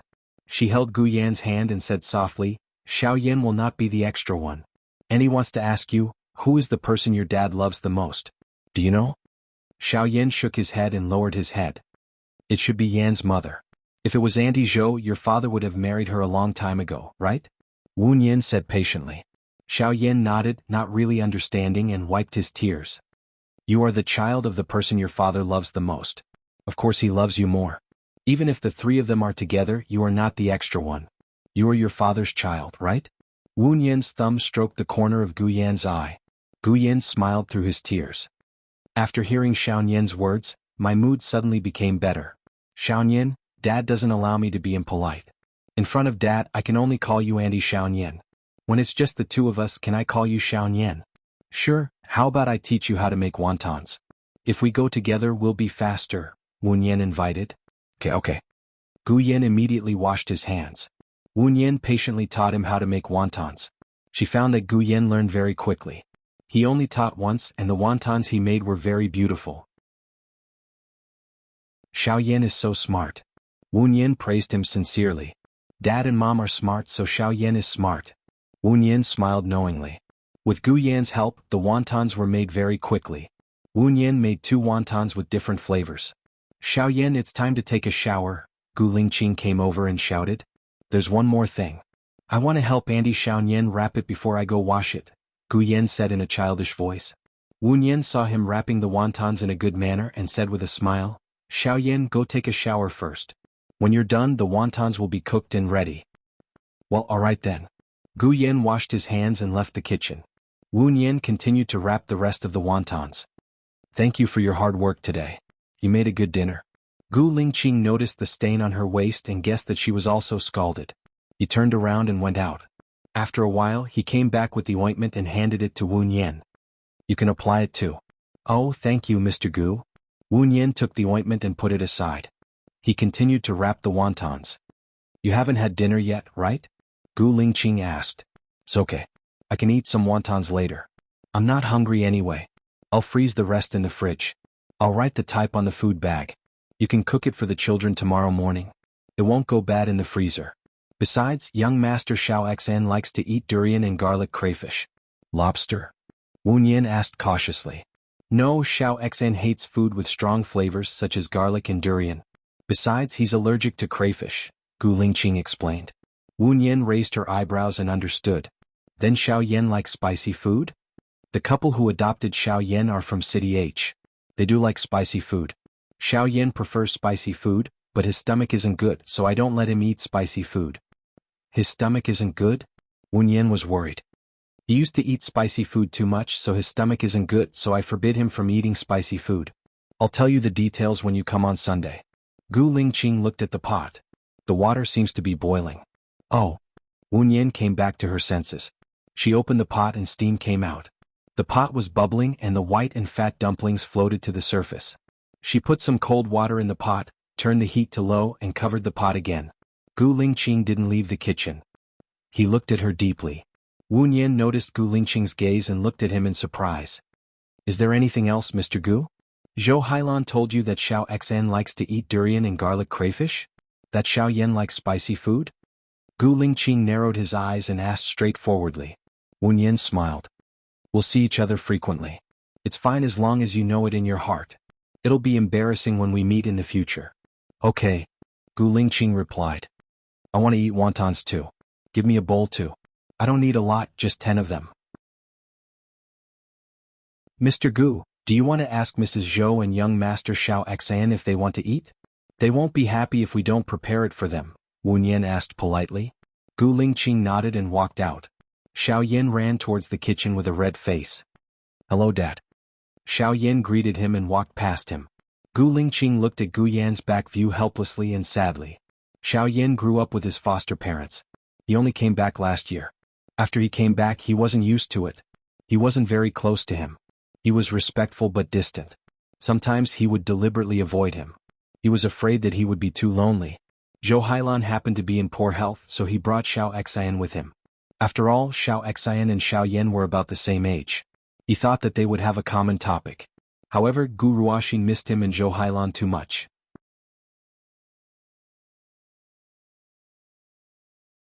Chapter 324. Come here, Xiao Yan, Gu Lingqing shouted. Gu Yan stopped and smiled awkwardly. His hands were clenched because of nervousness. Dad, what's wrong? Xiao Xian's mother is staying here today. You can sleep with Dad, Gu Lingqing said softly. Oh, then I'll go eat the wontons first, Gu Yan said and ran to the kitchen without waiting for Gu Lingqing's reply. Gu Lingqing sighed helplessly. Kitchen Wu Nian scooped up the wontons for Gu Yan and put 20 more into the bowl. Gu Yan looked at the wontons with sparkling eyes. He licked his lips and asked, Xiao Nian, can I eat them now? Yes, but be careful. It's hot.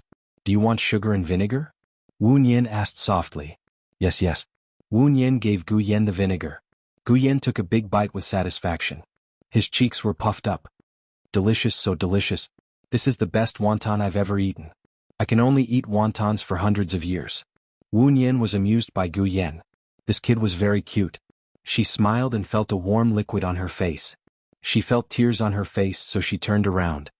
Xiao Nian, are you crying? What? Gu Yan's eyes were sharp. Did my dad bully you? No, I accidentally burned my waist and it hurts a little. Wu Nian found an excuse. I'll help you apply the ointment. Gu Yan put down the bowl and picked up the ointment on the stove worriedly. He lifted Wu Nian's clothes and said, Xiao Nian, your waist is purple. It's okay. It'll be fine in a few days, Wu Nian comforted. Gu Lingqing stood at the door and saw the injury on Wu Nian's waist. He frowned and said in a deep voice, It seems that the injury is serious. You need to go to the hospital. No, really, it's fine. It's just a scratch. I'm not that precious, Wu Nian refused. Then boil 2 eggs and put them on a hot compress. You'll get better faster, Gu Lingqing said in a low voice and walked in. Wu Nian nodded respectfully. Okay, I'll use it when I get back. They won't eat. You just have to eat mine and yours, Gu Lingqing ordered. He looked at Gu Yan and picked up Gu Yan's bowl. Come out and eat. Be careful not to burn yourself. Gu Yan followed Gu Lingqing out. Gu Lingqing put the bowl on the table. Gu Yan sat at the dining table and ate quietly. Gu Lingqing looked at Gu Yan, who was in a daze. His eyes were heavy, like a shadow floating in the air.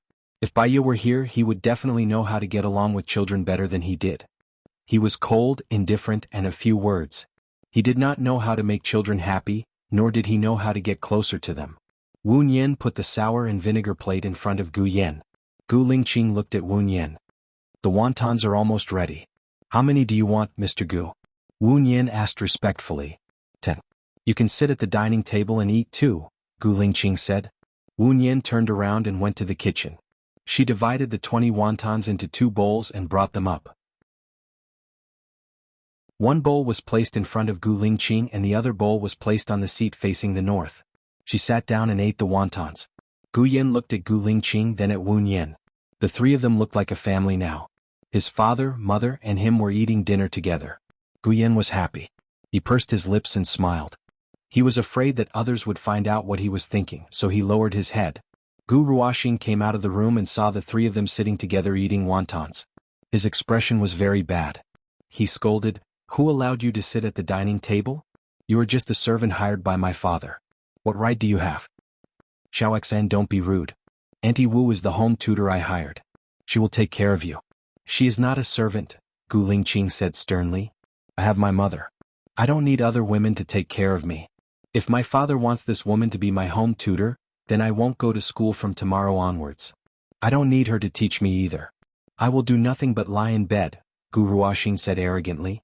Are you threatening me? Gu Lingqing was furious. He looked at Gu Ruoxin sharply, like a storm was coming. Xiao Xian didn't mean that. Zhou Hailan rushed out of the room and hugged Xiao Xian. He begged Gu Lingqing, he is still young. It's inevitable that he will be stubborn. Let me talk to him.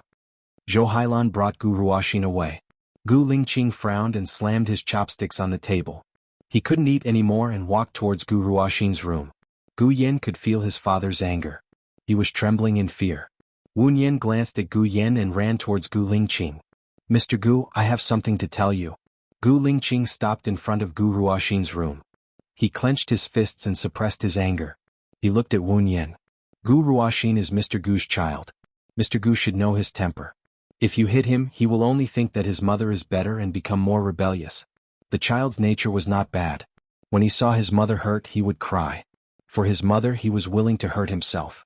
He had a strong sense of purpose and strategy. He had plans, guidelines, and ideas. He was a very smart child. The way to teach this child is to give him the rewards he wants and guide him. He said that he won't go to school and doesn't listen to me. Don't worry. You just need to tell him that I will evaluate them. If his evaluation is good after 1 month, I will allow his mother to come over and stay for 2 days. He will definitely not cause trouble. I will talk to you on Sunday. Wu Yan said.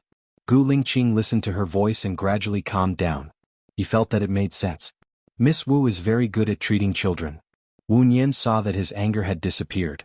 She raised the corner of her mouth and said, there were many naughty children in the orphanage. Some of them had problems with their personalities. In the end, they were all fine. There are no bad children, only bad education methods. Well, let's have dinner. I will send you back after dinner, Gu Lingqing said in a low voice and returned to the dining table. 3 minutes later, Zhou Hailan came out with Gu Ruoxin and stood next to Gu Lingqing. Tell your father. Zhou Hailan said to Gu Ruoxin. I'm sorry. Gu Ruoxin said unwillingly. Tell him properly. Zhou Hailan frowned and ordered. Gu Ruoxin clenched his fists and lowered his head. He said again, I'm sorry. Gu Lingqing looked at Gu Ruoxin. It's getting late. Go to bed with your mother. I will send Miss Wu back. Gu Yan immediately raised his hand. Me too. Yan, I will sleep with you. It's getting late, Zhou Hailan said softly to Gu Yan. Wu Yan recalled what Zhou Hailan said. Gu Yan liked spicy food and Gu Ruoxin liked durian and crayfish. She felt a chill down her spine. She was worried about leaving Gu Yan with Zhou Hailan. You are not in good health and you were scalded. You need someone to take care of you. How can you take care of others? I will take Yan with me. You guys have a good rest. Gu Lingqing refused.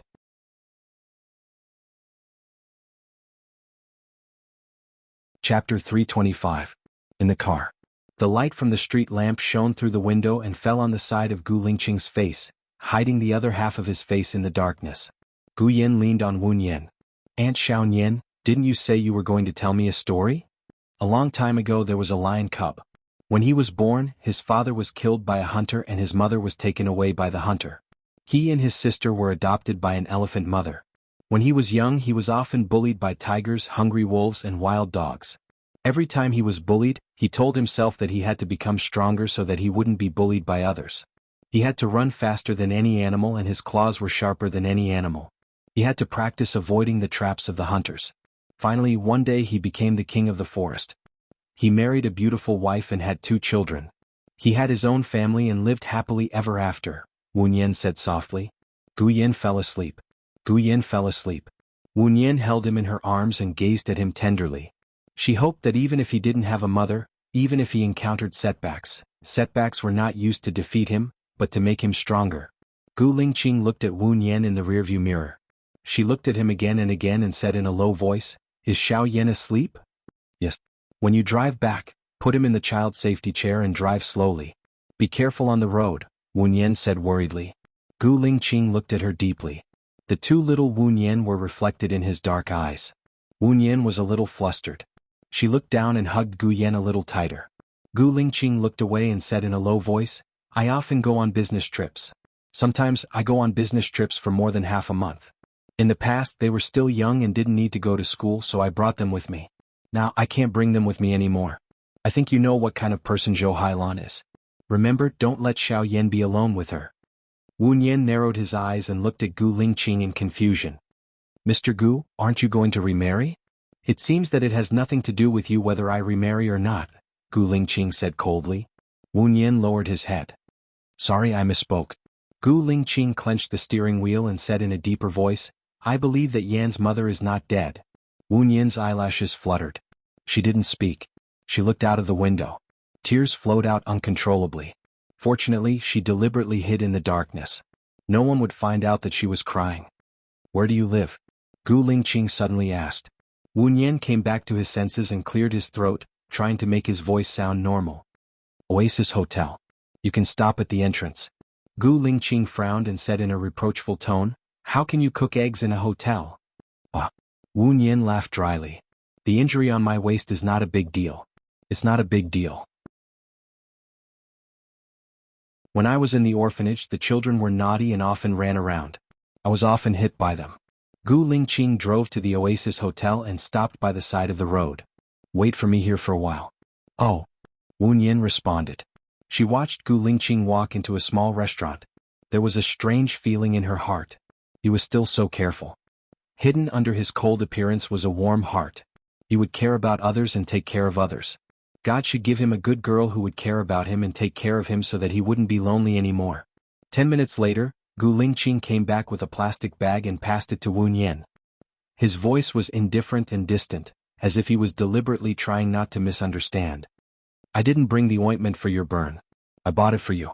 There's also the Bai Nan Bai Yao spray, which promotes blood circulation and dissolves blood stasis. Also, there are 2 hard-boiled eggs in the bag. It's a little hot now, but it should be just right when we get back to the hotel. Peel the eggshell and roll it on the bruised area. It's Xiao Xian who hurt you. As a father, I should be responsible for it. He said it was because Xiao Xian hurt him, so as a father he should be responsible for it. This way no one would misunderstand. Wu Nian twitched his mouth and didn't refuse anymore. He took the plastic bag from Gu Lingqing. Thank you, Mr. Gu. I will work hard and strive for a salary of 100,000 a month. Okay. Gu Lingqing drove Wu Nian to the Oasis Hotel. Wu Nian got out of the car and watched Gu Lingqing leave before entering the hotel.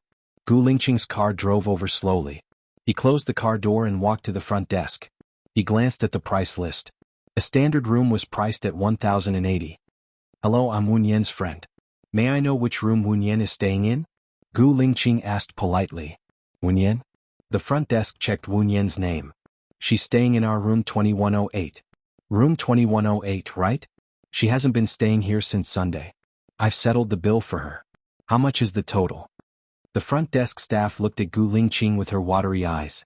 She blushed and used the calculator to calculate. Including today's bill, the guest has been staying here for a total of 6 days. Including tomorrow's bill, it's 7 days. We stay here for 5 days and give you 1 day for free. So, the 6 days bill is 1,248. 0 yuan. Gu Lingqing glanced at the price list again. 2,080 per night was the price of a suite. He swiped his card and walked out of the hotel. He called his assistant and asked, How's your investigation? Mr. Gu, I'm in C City now. Wu Nian is indeed from the orphanage. She grew up in the orphanage. A few years ago, after she graduated from normal university, she returned to the orphanage to teach. Before that, she had a boyfriend. I heard that the guy's family background was not bad. But the guy's family disliked her for her education. After the guy got married, they broke up with her. She was heartbroken and left the orphanage. The assistant reported. How much is the orphanage paying her? Gu Lingqing asked suspiciously. About this I also asked. It's 2,500 per month. At the end of the year she will be paid 5,000 to 10,000. Gu Lingqing's eyes darkened. Xiao Yu, if you were living like her, would you stay in a hotel that costs 2,000 per night for a week? I definitely wouldn't. But people who have broken up with their lovers have all kinds of thoughts. She might feel that she has suffered for many years and wants to enjoy the life of a rich person. It's normal. Zhang Xingyu said without a doubt. Okay. Go to the orphanage again tomorrow and send me the photos of her in the orphanage. I want at least 6 photos from the youngest to the oldest. Gu Lingqing ordered. Yes. Zhang Xingyu replied. Gu Lingqing hung up the phone and looked at Gu Yan.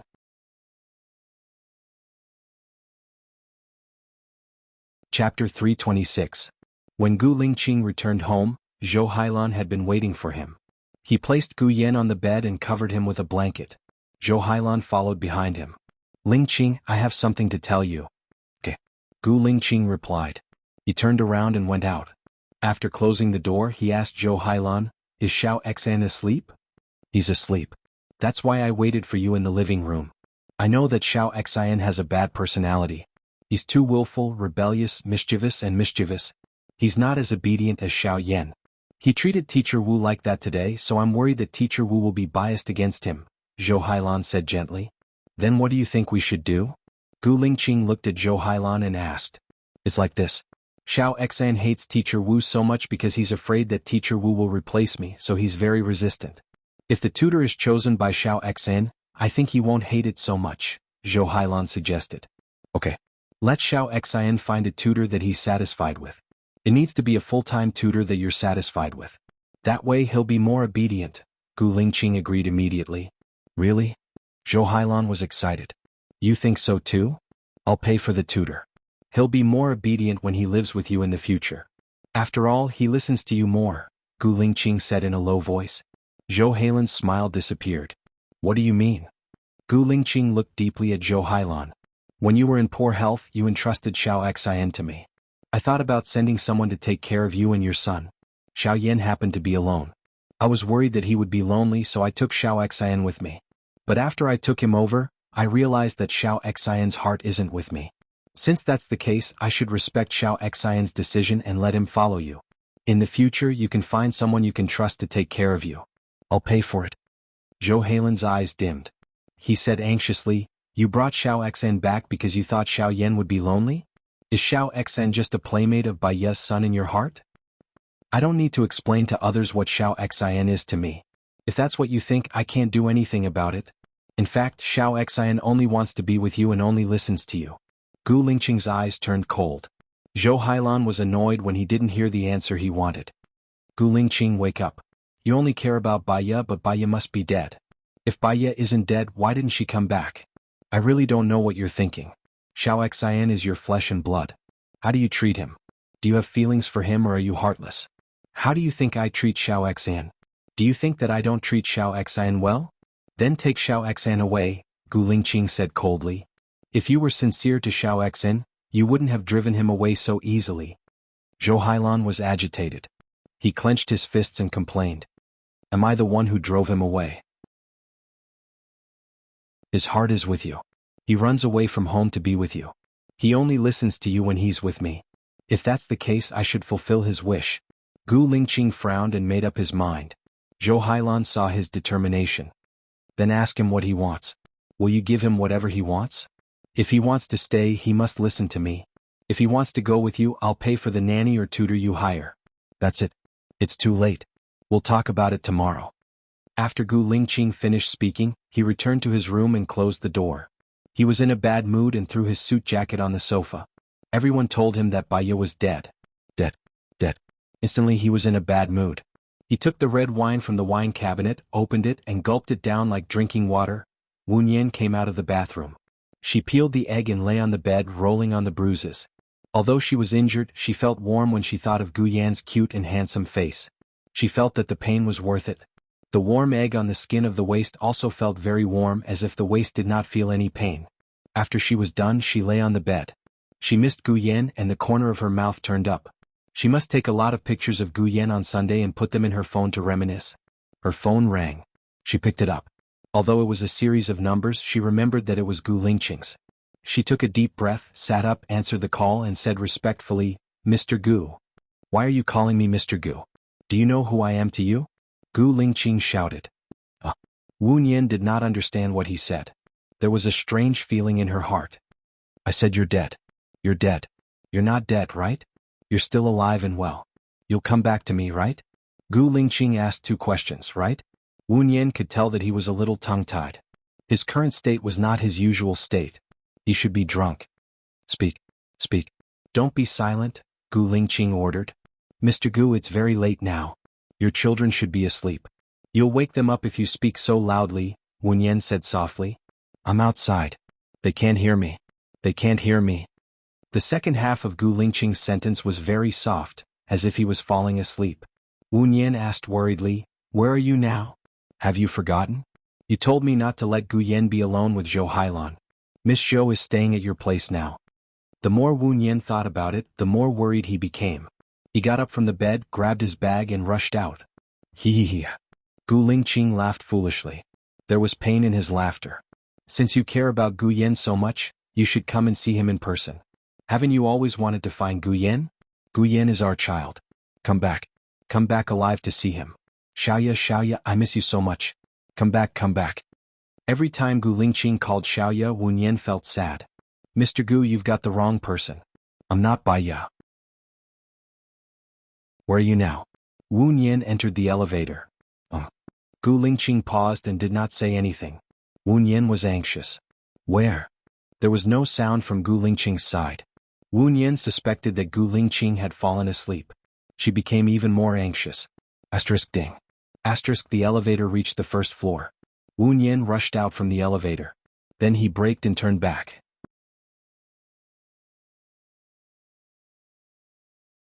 Chapter 327. Su Jiran felt someone's gaze on him. He raised his head and saw a chubby figure running outside. He wasn't interested in those who were chubby or slightly chubby. Wen Yan got on a taxi, gave the driver the address of Gu Lingqing's house and called Lu Shuang. Cool girl, you haven't slept yet, right? Nope, Xiaobao is still playing with a gun. I'm so dizzy he won't let go after playing with it. I just remembered a joke. Little girls play with dolls, little boys play with guns. When they grow up it's the other way round. Lu Shuang laughed to himself after saying that. Wen Yan understood the meaning of the joke, but she wasn't in the mood to chat with Lu Shuang. Cool girl, can you help me locate a phone's current address? Should be able to. I'll ask Shini Yan. Send me the phone number, Lu Shuang said straightforwardly. Thank you, cool girl, Wen Yan said, feeling touched. There's no need to thank me between us. Lu Shuang hung up the phone. Wen Yan sent the phone number over. The phone rang again.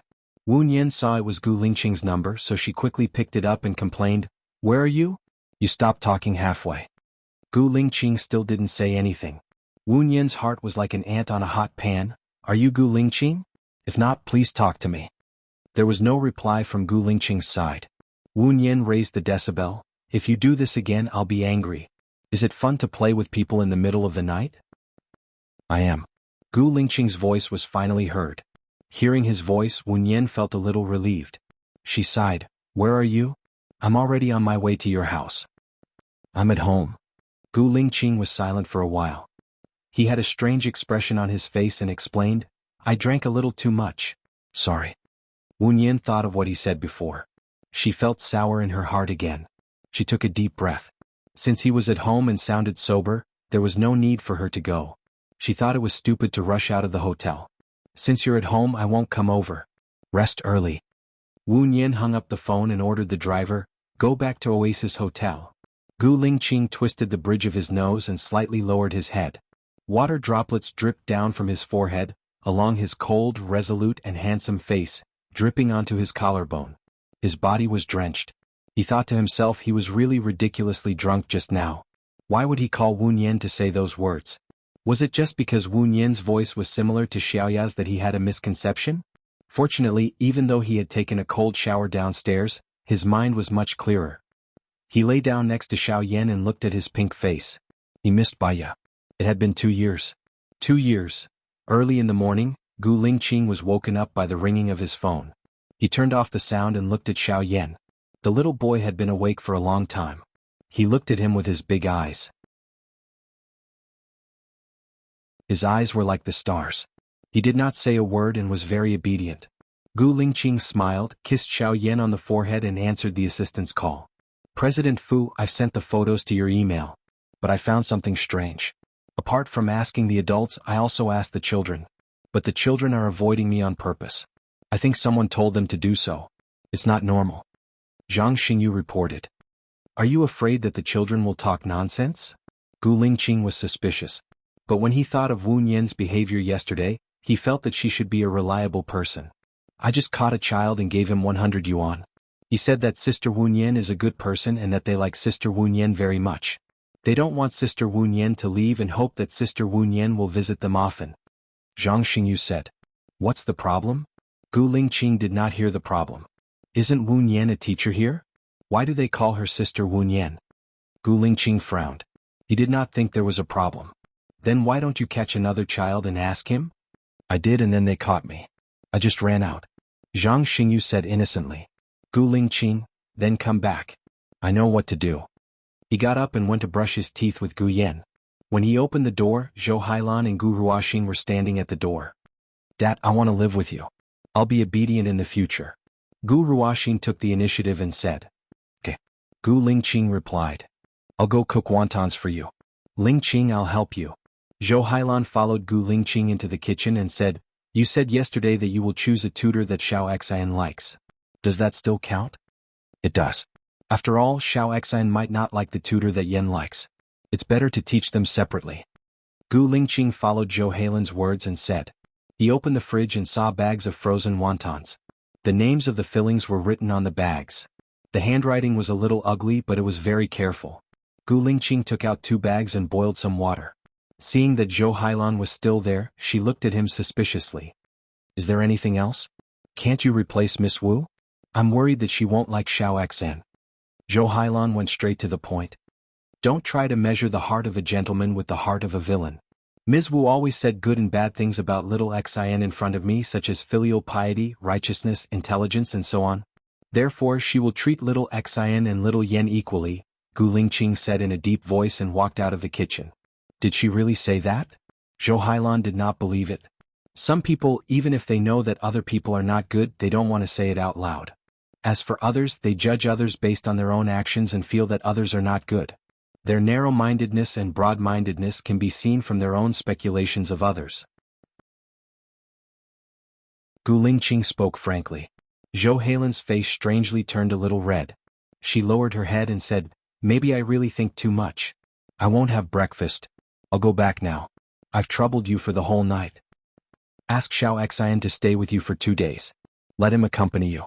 Gu Lingqing said casually. What about you and Yan? Where are you going? Zhou Hailan was jealous. A client asked me to go fishing. I can't take care of 2 kids by myself. I'll have to trouble you to take care of Xiao Xen. Gu Lingqing, don't you think you're being biased? You give little Yen the good food and fun things first. Even when you attend your friend's banquet, you only bring little Yen. Is little Xen so insignificant in your heart? Zhou Hailan said angrily. Xiao Xian and Yen both looked at them. Gu Lingqing looked at Zhou Hailan unhappily.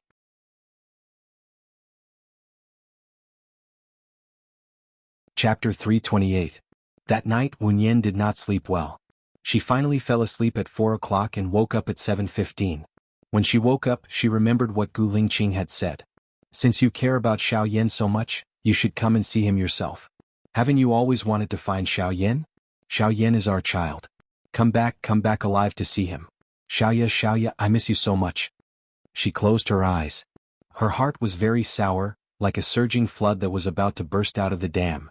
She could not sleep anymore, so she got up, changed into her sportswear, and went for a run in the park behind the hotel. After running 1 lap, 2 laps, her heart suddenly hurt badly. She covered her heart and squatted down to relieve the pain, as if an awl had pierced into her heart. Beauty, are you okay? A familiar voice sounded. Wu Nian looked at the person with a pale face. It was actually Su Jiran. Subconsciously, she did not want to have anything to do with him anymore. Go away, Wu Nian said unhappily. Su Jiran was stunned. He looked at Wu Nian and a complicated look flashed across his eyes. He carried Wu Nian and said, Your condition is very bad. I'll send you to the hospital first. Wu Nian wanted to push Su Jiran away, but she did not have the strength. She was placed in the car by Su Jiran. Do you have water? Wu Nian asked. Su Jiran took out a bottle of mineral water from the storage box, opened the cap, and handed it to Wu Nian. She gulped down a few mouthfuls and her breath became smooth. The pain in her heart eased a lot. She looked at Su Jiran and said, My heart doesn't hurt anymore. Thank you for your help. I think I should rest more. Wu Nian was about to get out of the car when Su Jiran blocked her way. I think you should go to the hospital. It doesn't look good. I know my body's condition. It's my choice whether to go to the hospital or not. I'm grateful that you're willing to help me, but forcing me to do something I don't want to do is annoying and disgusting. Move away, Wu Nian said sternly. Su Jiran didn't get angry. Instead, he smiled wickedly. I saved your life. Is this how you treat your benefactor? Baiya took out some money from his pocket, chose a 100 yuan note, and stuffed it into the bag behind the chair. Thank you. Eee. Su Jiran laughed happily. Pretty lady, leave me your contact number. Wu Nian stared at Su Jiran's devilishly charming face. In terms of appearance, he could indeed make all living things fall head over heels for him. However, she knew Su Jiran's habits too well. Do you have a pen? Wu Nian asked. Su Jiran smirked. He took out a pen from the storage box and handed it to Wu Nian. Write on my palm. Wu Nian held his hand and wrote a series of numbers on his palm. Have you had breakfast? Su Jiran's eyes shone with a strange light as he looked at her and asked. I've eaten. I have something to do later. Wu Nian crawled out from under his arm. Su Jiran didn't stop him. He sat in the back seat lazily and looked at Wu Nian's back. His evaluation of her was that she was a little plump, had a pretty face, could be said to be perfect, had fair skin, a beautiful face and a big weapon. Most importantly, her voice was the same as Baiya's. Just the fact that their voices were the same was enough to make up for her shortcoming of being slightly plump. Su Jiran picked up his phone and saved her number. He smiled and dialed the number. I'm sorry, the number you have dialed does not exist. Su Jiran frowned and a trace of annoyance flashed in his eyes. He looked in the direction where Wu Nian disappeared. Was she playing with him? Wu Nian went back to her room and lay on the bed. She closed her eyes and rested. She didn't want to die yet. She wanted to be with Xiao Yan and him. Maybe it was because her heart was not feeling well, or maybe she had exercised, or maybe it was because she didn't have enough sleep to begin with, so she fell asleep again. At 10:30 a.m. she was woken up by the phone. She saw that it was Lu Shuang and picked it up. Shuang Niu. I've settled Xiao Bao down. He's outside your hotel now. Are you awake? Let's go out and play together. Lu Shuang was as excited as if he had just been released from a bird cage and could fly freely. Give me 5 minutes. Wu Nian said. She hung up the phone, brushed her teeth and washed up again. She tied her hair into a ponytail and changed into a purple and white spaghetti strap dress before going downstairs. Lu Shuang whistled and waved with a smile.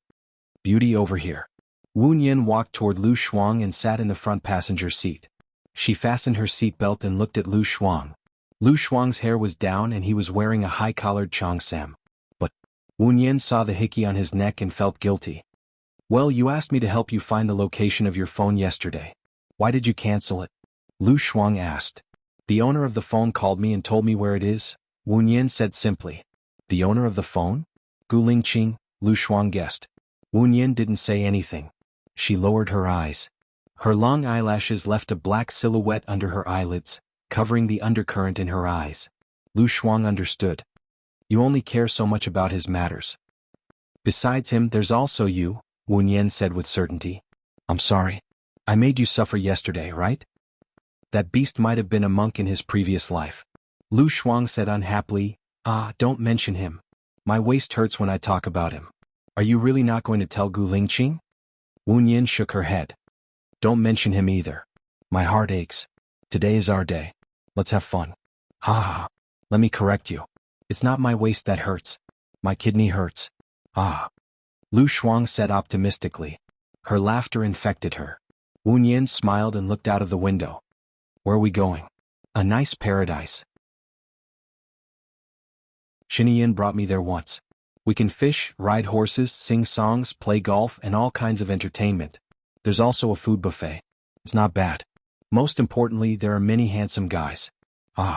Lu Shuang was happy when he thought about it. Aren't you worried that Xinian's spies might be there? Wu Nian said worriedly. I stole Xinian's card and entered the VIP area. Not everyone can come in. Besides, I've only been here once. They probably won't remember me. Besides, I'm here to have fun with you.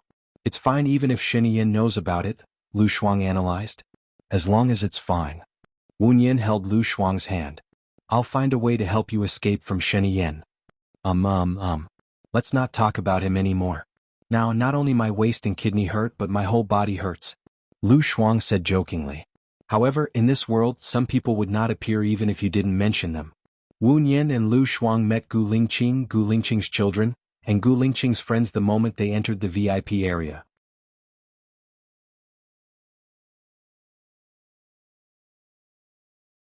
Chapter 329.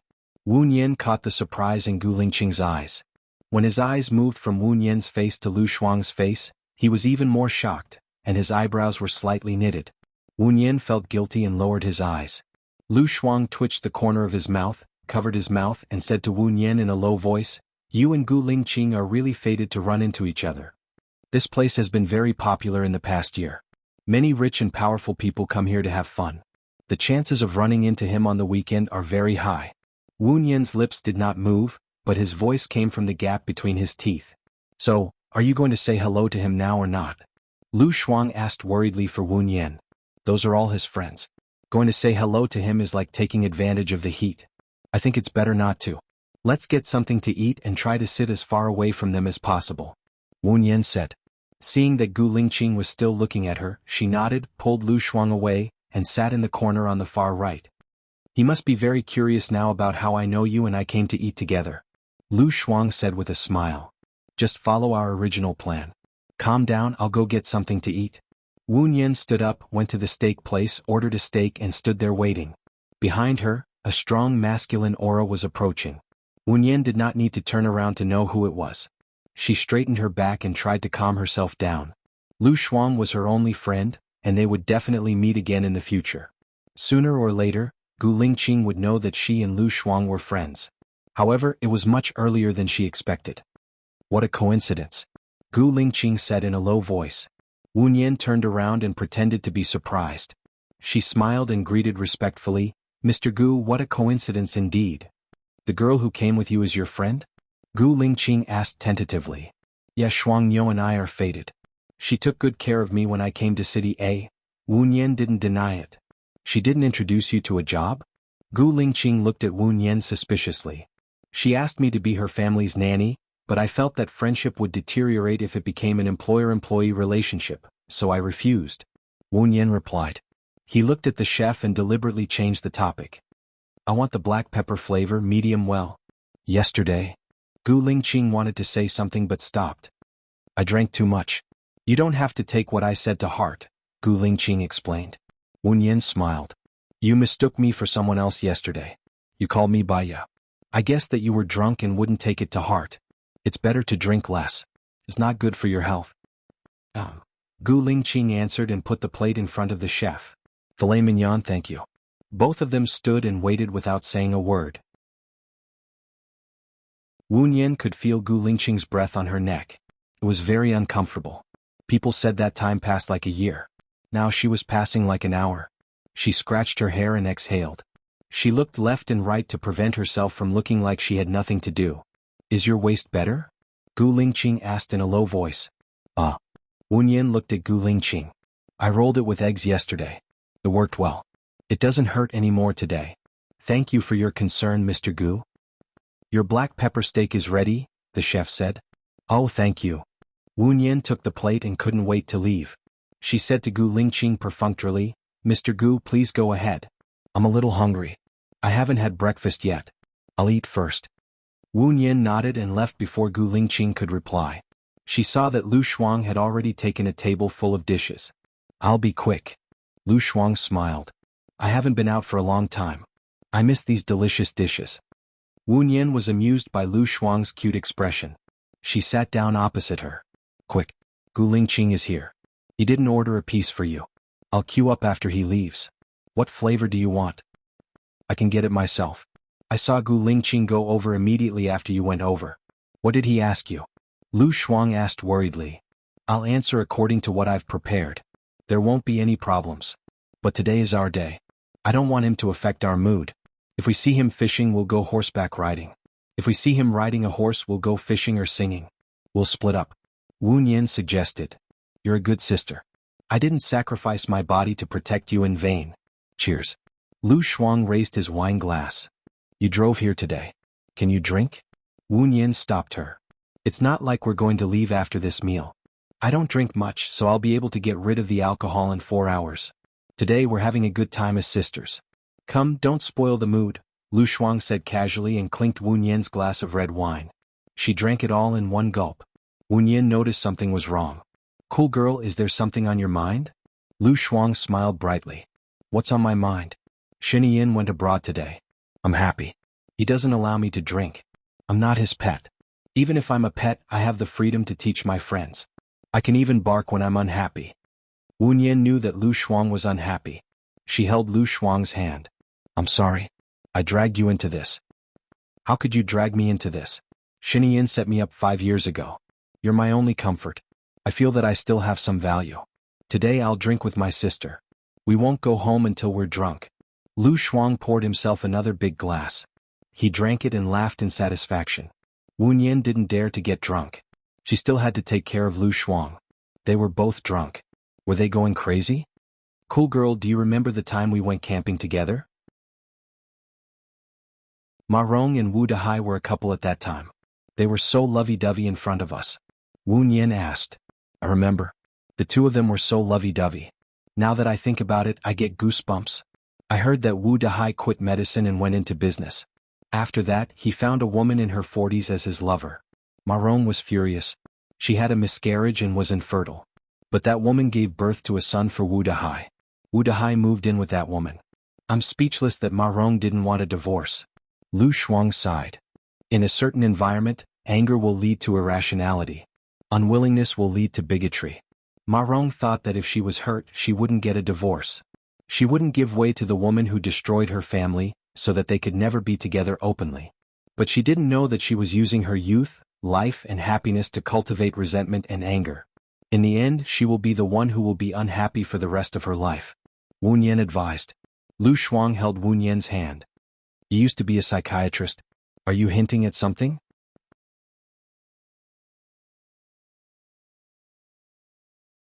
Chapter 330.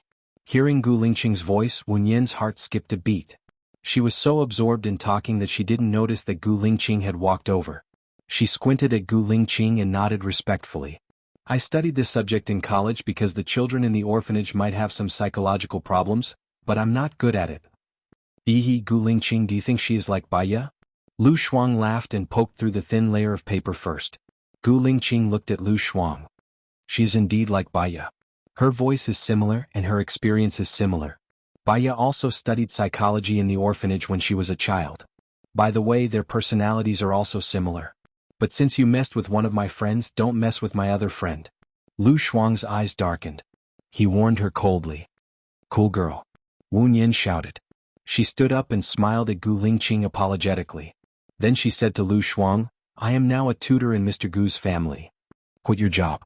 I can still afford to support you, Lu Shuang said directly. I want to earn my own living, Wu Nian replied.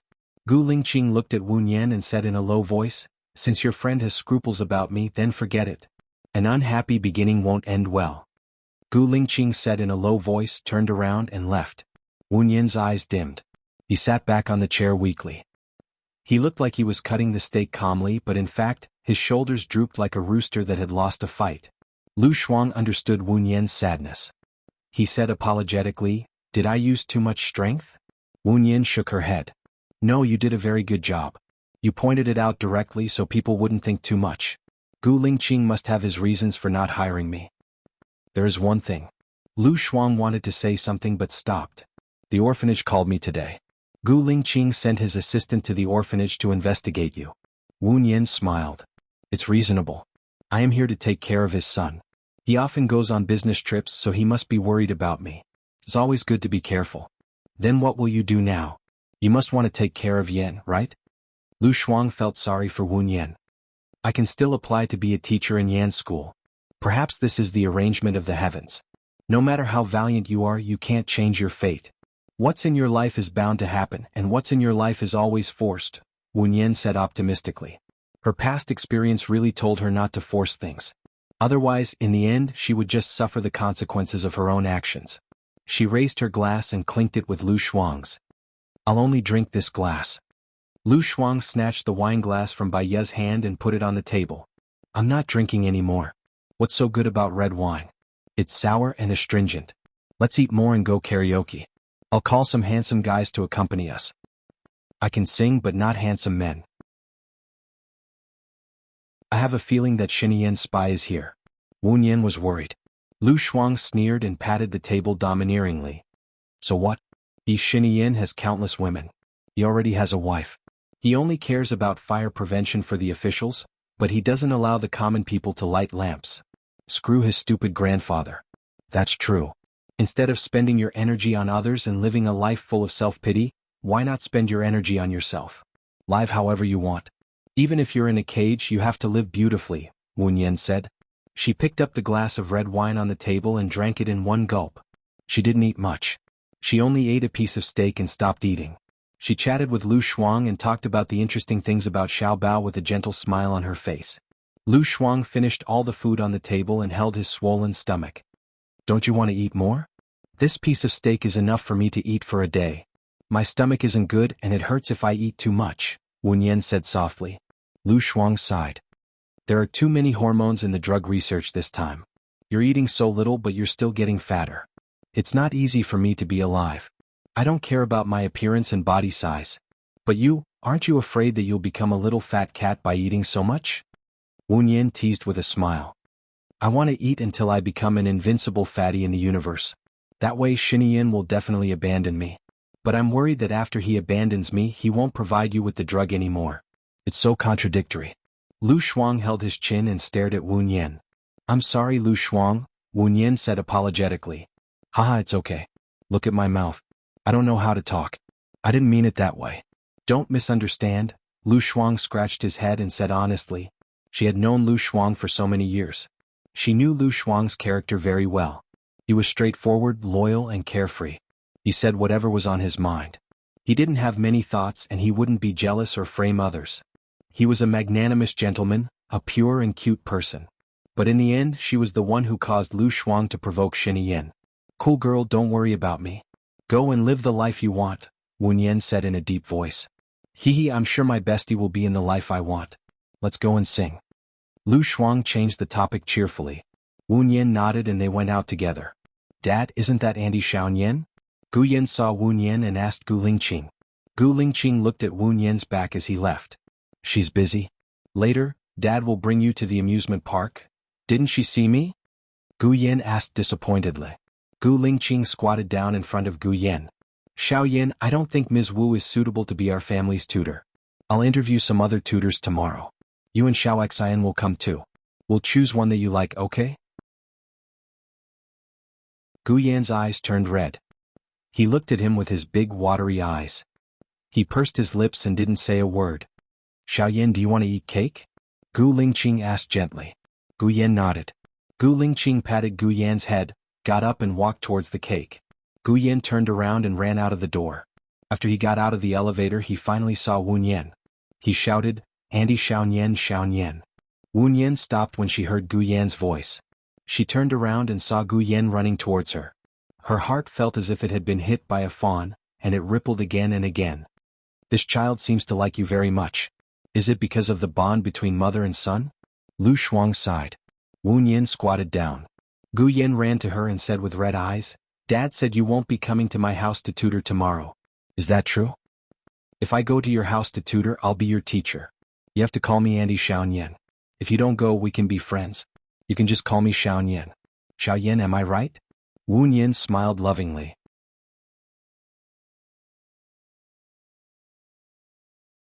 Chapter 331. She had been controlling her emotions, but because of his tears, they also became undulating. It's not impossible that we won't meet.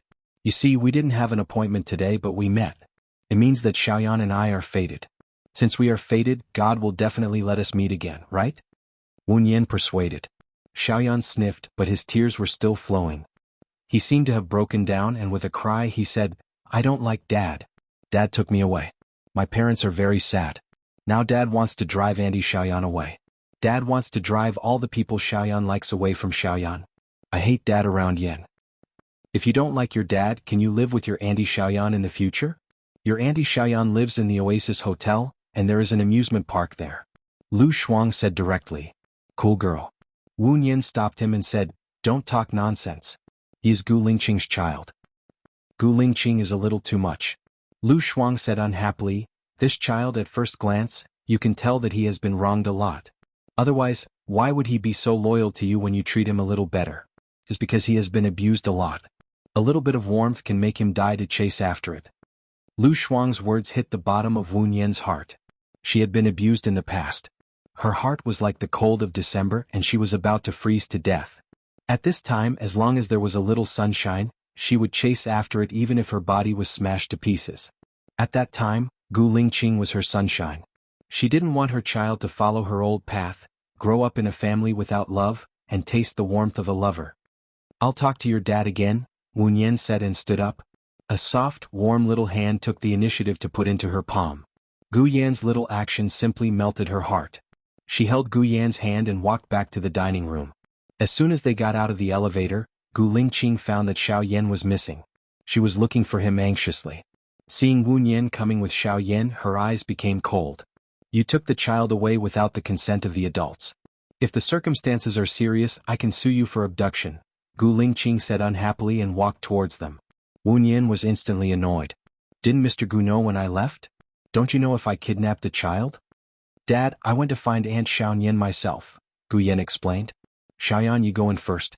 Dad brought you a cake," Gu Lingqing ordered. Gu Yan looked at Wu Nian, lowered his head and walked into the restaurant. Gu Lingqing turned around and prepared to go to the dining hall. "Mr. Gu, I want to talk to you," Wu Nian shouted. Gu Lingqing didn't turn his head. "I don't think it's necessary. I want to be your family's tutor. Please give me another chance." "I will definitely do my best," Wu Nian threw away her pride and said. Gu Lingqing squinted at Wu Nian. "I have two children, Xiaoyan and Xiao Xian. Tell me, which one do you like more?" Wu Nian looked into his deep eyes. Her intuition told her that this question was a trap, but she couldn't see through his thoughts. "I'm the tutor of your two children. What I need to do is to make different teaching plans according to the children's personalities. Xiaoyan is smart and well-behaved. To him, I just need to listen to him patiently, be his friend and accompany him. To Xiao Xian, he is smart and rebellious, but he has his own ideas. I just need to follow his ideas and guide him correctly," Wu Nian explained. Gu Lingqing sneered and looked at Wu Nian coldly. "I think the smart one is Mr. Wu. Answering the question and avoiding the important points is one of your strategies, right? As a teacher, I have emotions and desires. It's normal to have likes and dislikes. Isn't it fine as long as I treat my children equally? Can you be sure that the tutor you find in the future doesn't have any likes and dislikes?" Wu Nian retorted. "At the very least, her background will be relatively clean." "Teacher Wu, ask yourself honestly, is your background clean?" Gu Lingqing questioned. "How is my background not clean?" Wu Nian asked back with red eyes. "With your current attitude towards me, we won't get along well in the future. Since we won't get along well in the future, why should we get along? I won't hire Mr. Wu to be my children's tutor. If Mr. Wu didn't hear me clearly, I can say it again. I won't hire Mr. Wu to be my children's tutor," Gu Lingqing said coldly.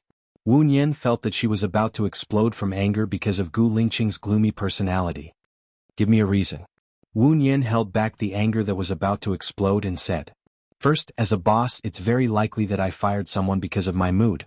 In fact, I don't need a reason. Second, since your friend doesn't like me, if you come to my home to be a tutor, it will affect your relationship with your friend. Third, I feel that after an argument, it will leave a crack in your heart. Are you satisfied with these three reasons?" Gu Lingqing looked at Wu Nian indifferently. She had made up her mind and wouldn't change it. Wu Nian could see Gu Lingqing's determination. She sneered and laughed. She laughed so hard that tears flowed from her eyes. She wiped her tears and said, "One day, you will regret this decision today." Wu Nian turned around and entered the elevator. Gu Yan hid behind the door and eavesdropped. He leaned against the door frame and saw the elevator door close in front of him. He also cried sadly. "Xiao Yan." Gu Lingqing saw Xiao Yan crying and called out worriedly, "I want to go home." Xiao Yan cried until his nose was running. His eyes were red and swollen. He looked at Gu Lingqing and said with certainty, "I want to go home." Gu Lingqing took a tissue and wiped Xiao Yan's tears and snot. He said lovingly, "Okay, let's go home." He picked up Xiao Yan. Xiao Yan was still crying. He kept repeating the same sentence, "I want to go home." Gu Lingqing said goodbye to his friends and brought Xiao Xian and Xiao Yan home. He put Xiao Yan in the back seat and Xiao Xian got in the front passenger seat. Gu Lingqing walked past the front of the car and got in the driver's seat. He looked at the rearview mirror and didn't see Xiao Yan. He was shocked and turned to look at the back seat. Xiao Yan was gone. He got out of the car nervously and looked around. There were cars everywhere, but there was no sign of Xiao Yan. He closed the door worriedly and shouted, "Xiao Yan, Xiao Yan." There was no one around to respond to him. He was anxious and said to Xiao Xan in the car, "Stay in the car and don't go anywhere. I'll find your brother and bring him back." "Dad, you've never been so worried about me leaving. I'm younger than my brother," Gu Ruoxing said sadly.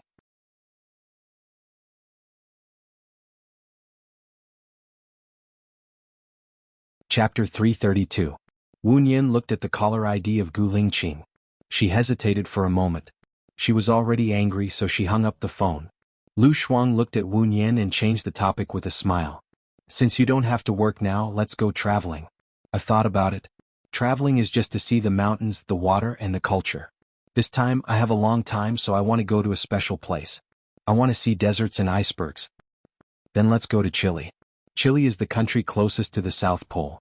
There are deserts in the north of Chile, and it's also close to Argentina. We can go there," Wu Nian suggested. She also wanted to go out and relax, but she was depressed by Gu Lingqing. "Argentina is famous for beef, gems, football, and tango, right?" Lu Shuang asked excitedly. "Yes, it's a country with rich ethnic customs." Wu Nian smiled. She was locked in the ward, thinking that she was going to die. She wanted to see things that she had never seen before. So, she often watched programs that introduced the countries around the country, so she knew a little. "You know a lot. We'll leave tomorrow and I'll bring Xiao Bao with us. We'll come back after a few months. I'll pay for all the expenses. Waha, a general can't obey military orders. I'll make Shinian so angry. Waha." The more Lu Shuang thought about it, the happier he was. Wu Nian saw that Lu Shuang was in a good mood, so she also smiled. But there was a part of her heart that she didn't show. She didn't want Lu Shuang to worry and not have a good time. Her phone rang again. It was Gu Lingqing again.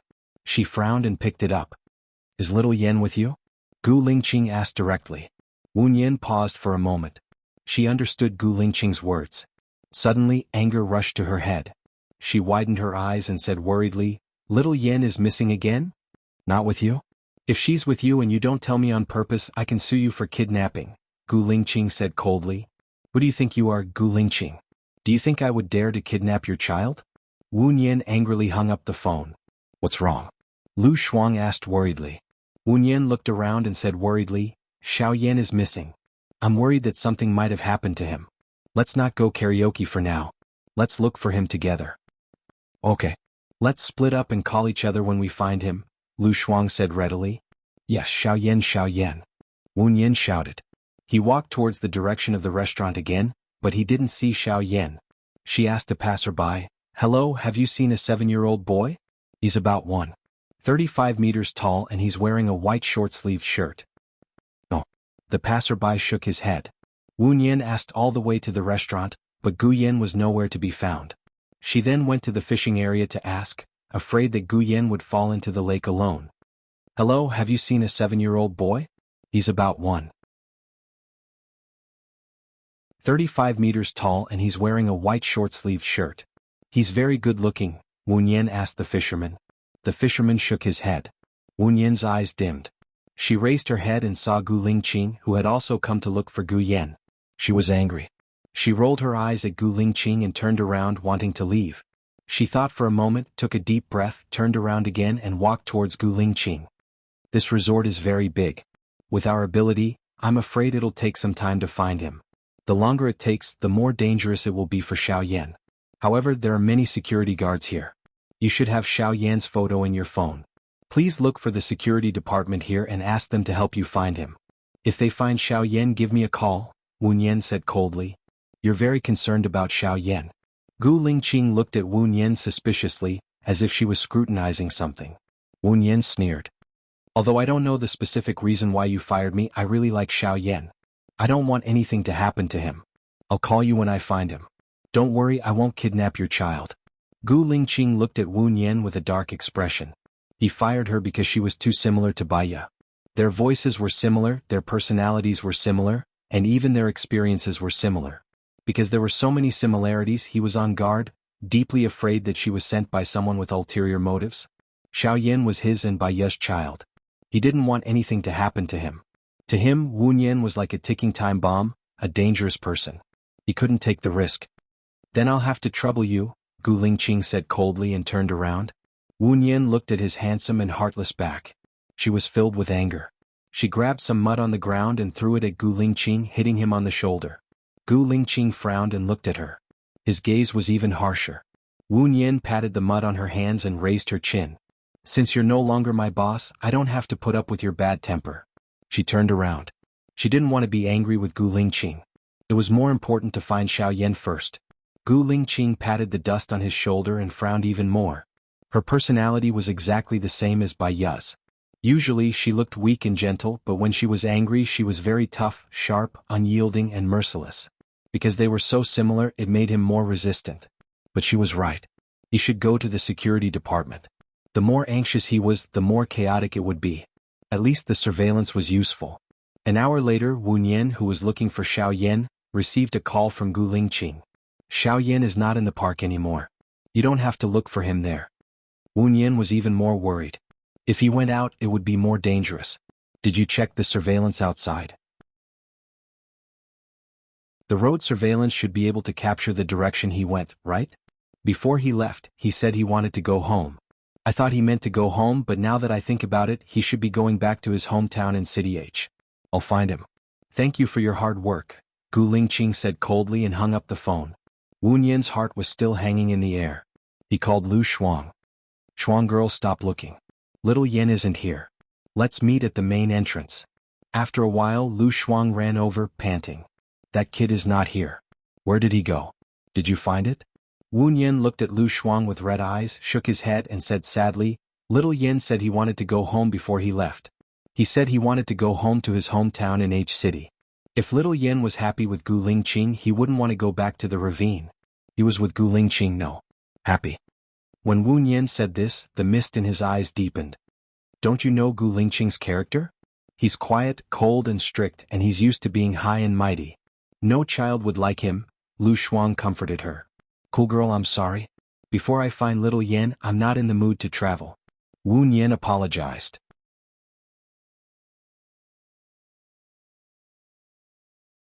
Chapter 333. Wu Nian really felt that Lu Shuang was a good person. Today she was supposed to accompany Lu Shuang to relax, but in the end, Lu Shuang had to help her find Gu Nianji. Lu Shuang didn't complain at all when she couldn't go on a trip. She was really lucky to have such a friend. Wu Nian hugged Lu Shuang and sobbed. Thank you, Lu Shuang. Lu Shuang smiled. There's nothing to thank me for. If something happened to me today, you would have done the same for me. Maybe you would have done it better than me. I'll go with you after we find Xiao Yan, Wu Nian promised. Come on, I know you well. Now that you know that Xiao Yan is unhappy, you can't go on a trip happily and do what you want to do. If you need help, come to me, Lu Shuang said. What about you? It's not easy for you to be free. Wu Nian was worried about Lu Shuang. I have Xiao Bao to keep me company. I won't feel lonely, Lu Shuang said. Wu Nian felt sorry and guilty for Lu Shuang. When we find Xiao Yan, I'll go with you. Lu Shuang nodded. We'll talk about it after we find him. She sent Wu Nian back. Wu Nian got out of the car and watched Lu Shuang leave. Then she turned around and went into the hotel lobby. Xiao Yan, I've been waiting for you for a long time. Gu Yan's voice was heard as he ran toward Wu Nian. When Wu Nian saw Gu Yan's tiny figure, her heart felt like it was being stabbed by something. It was sour and painful, but there was also an indescribable feeling of being touched. It was like a flood that came crashing down, causing her mind to go blank for a period of time. She squatted on the ground. Gu Yan threw himself into her arms and said happily, Nian Nian, I found you. Wu Nian's eyes instantly turned red and hot liquid flowed out. He hugged Gu Yan tightly and said in a choked voice, Why did you come to find me? How did you find me? How can you be so bold? What if you get taken away by the bad guys? Gu Yan looked at Wu Nian happily. She wiped the tears on Wu Nian's face with her little hand and explained, I heard from your big sister that you are staying at the Oasis Hotel, so I wrote it down. When my father wanted to take me away, I took the opportunity to get off the car. I knew that there were surveillance cameras in the parking lot, so I deliberately walked like a cat. I was lucky. Not long after, a man left and I quietly hid in his car. He went to Shuiyu International. I asked people along the way and found the Oasis Hotel. I didn't know which room you were staying in, so I could only wait in the lobby. Wu Yin's heart ached. She caressed Xiao Yan's pink little face and said, "You can't run away from home like this in the future. It's very dangerous. What if you are really caught by the bad guys?" Gu Yin pursed her lips and smiled. She said indifferently, "I was not raised by my father. I am fine in my adoptive parents' house. At most I will be sold once. Who knows, my adoptive parents might even love me more." "Doesn't your father love you?" Wu Yin asked with red eyes. Gu Yin shook her head and said, "Xiao Xn is enough for my father. He never asks me for anything and I don't want to ask him for anything. If I want something I will fight for it myself. I don't want to depend on him. That way even if I am abandoned I won't feel sad or tormented. I want to adapt to the environment. If I can't adapt then I will change." Wu Yin thought of her past self and hugged Gu Yin tightly again. At that time she didn't want to depend on anyone. She was strong and independent. She thought the same as Xiao Yan. Without dependence, even if she left, she wouldn't feel sad or tormented in the future. Xiao Yan was too much like her past self. Her heart ached for him. She felt guilty and blamed herself. She didn't want her own child to be so lonely, helpless and hopeless. "Xiao Yan's father loves you. You don't know how worried he was after you disappeared. He kept looking for you. If your father doesn't want you, why would he be so worried about you?" Wu Yin said. Gu Yin lowered her head and said softly, "Maybe he thinks that if something happens to me he won't be able to answer to my mother." "Don't think that way. Do you know what your father said to me? He said don't let Xiao Yan be alone with Zhou Hailan. I can see that he cares about you, loves you and protects you." Gu Yin looked at Wu Yin and said, "Are you speaking up for my father? He fired you. He framed you, wronged you and fired you indiscriminately." Wu Yin smiled. This child was standing up for her. The world of adults is complicated. It's so complicated that sometimes adults don't understand it. However, children shouldn't be involved in the world of adults. If you want to be independent, I'll support you with both hands, but you must do it at the right age. You're still too young. It's not time for you to be independent. Then can I choose to live with the person I want to live with? Gu Yin asked blankly. Wu Yin patted Gu Yan's head and said gently, "Let me ask you, do you think Aunt Zhou is a good person?" "No, she's actually very bad. She deliberately encouraged Xiao Xian to do bad things, so Xiao Xian is not obedient and deliberately causes trouble. I even saw Xiao Xian steal things on purpose. It's all Aunt Zhou's teaching. She said that if she does this, Dad will let them be together," Xiao Yan said with certainty. "Then do you think Xiao Xian wants to live with Aunt Zhou?" Wu Yin asked patiently. "Of course. All he did was hope that Dad would visit Aunt Zhou and let Dad know that Xiao Xian needs Aunt Zhou. Then Dad would marry Aunt Zhou," Xiao Yan said. Wu Yin smiled. Her child was really a smart child. Although he was still young, he had a clever mind. So, the child still can't tell right from wrong. Xiao Xian still thinks that his mother is the best. In fact, his mother is leading him into the abyss. If Xiao Yan wants to live with the person he wants to live with, then wait until he's 18 years old. Then your decision will be right. Even if it's not right, you can be responsible for yourself, Wu Yin said patiently. Gu Yin still lowered his head and asked softly with red eyes, "Will you inform my father to pick me up?" "Yes." Wu Yin did not deny it. Gu Yin raised his head and looked at Wu Yin. There was a flash of confusion in his eyes. "Can you lend me 500 yuan?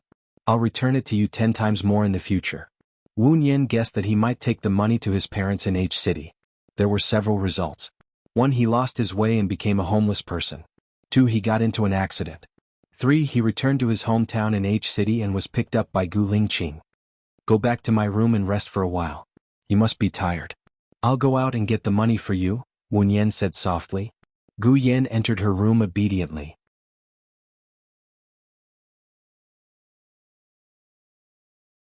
Chapter 334. Wu Yin stayed at the door of the room and didn't go in. She knew that if she called Gu Lingqing, Yin would hate her in the future. However, if she didn't call Gu Lingqing, things would be more serious. 9 out of 10 things in the world wouldn't go your way. It was always like this.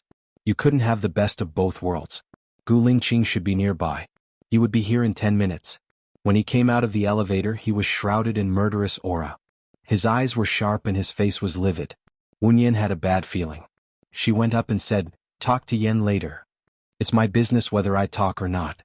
"I'm afraid it has nothing to do with you," Gu Lingqing said coldly. His eyes were sharp, showing off his bad temper. "Yen doesn't want to stay by your side. If you hit him, he won't want to stay by your side," Wu Yin said. If he doesn't want to stay by my side, who should he stay by? Yours? Who are you? Who are you? Gu Lingqing said angrily. I didn't say that he would stay by my side. If I really thought that, I wouldn't have called Mr. Gu to come here, Wen Yan explained. If you don't think that, how would Yan know you are here? If you are too calculative, you will only hurt yourself and others, Gu Lingqing said with disdain. I didn't tell Yan. He just heard the conversation between my friend and me. Gu Lingqing, don't be like this. Yan is still young. He can't understand the painstaking efforts of adults. You will only make him sadder, Wen Yan said. It's none of your business whether he's sad or not. Get out of the way, Gu Lingqing ordered. She didn't dare to let Gu Lingqing take Yan back now that Gu Lingqing was like this. She stood there and didn't move. Gu Yan heard the quarrel outside. He opened the door and saw Gu Lingqing. He was scared and quickly closed the door. Gu Lingqing jumped over, pushed the door open and glanced at Gu Yan sharply. His action of closing the door undoubtedly angered Gu Lingqing even more. In order to find Gu Yan, Gu Lingqing used all his connections and mobilized a large number of people. When Gu Yan saw him, he actually closed the door. Gu Lingqing was furious and kicked the door open. Frightened, Gu Yan hid behind the bed. Wen Yan rushed in. Gu Lingqing, let's talk this out. Gu Lingqing glared at Gu Yan fiercely and said coldly, I'm disciplining my son. I don't need unimportant people to make irresponsible remarks. Come here. Gu Yan shook his head in fear. His eyes were red like a pitiful rabbit. Wen Yan recalled Gu Yan's words, I don't want to depend on him. That way, even if he abandons me, I won't feel sad or tormented. I want to adapt to the environment. If I can't adapt, then I'll change. Gu Yan was only 7 years old. He was still a child, but he said such strong words. It made her heart ache. Wen Yan rushed in front of Gu Yan and hugged him. Gu Lingqing, can you give me 5 minutes? One of you, two of you. Do it. Zhou Hailan did it. You do it too. Gu Lingqing said sternly. He took out his belt and looked at Gu Yan. Are you coming over or not? I don't want to go over. I want to go home. I miss my parents. I don't want to go over. Gu Yan cried sadly. Go home. Gu Lingqing was so angry that he lost his mind. He hit Gu Yan with his belt. Wen Yan took it head on.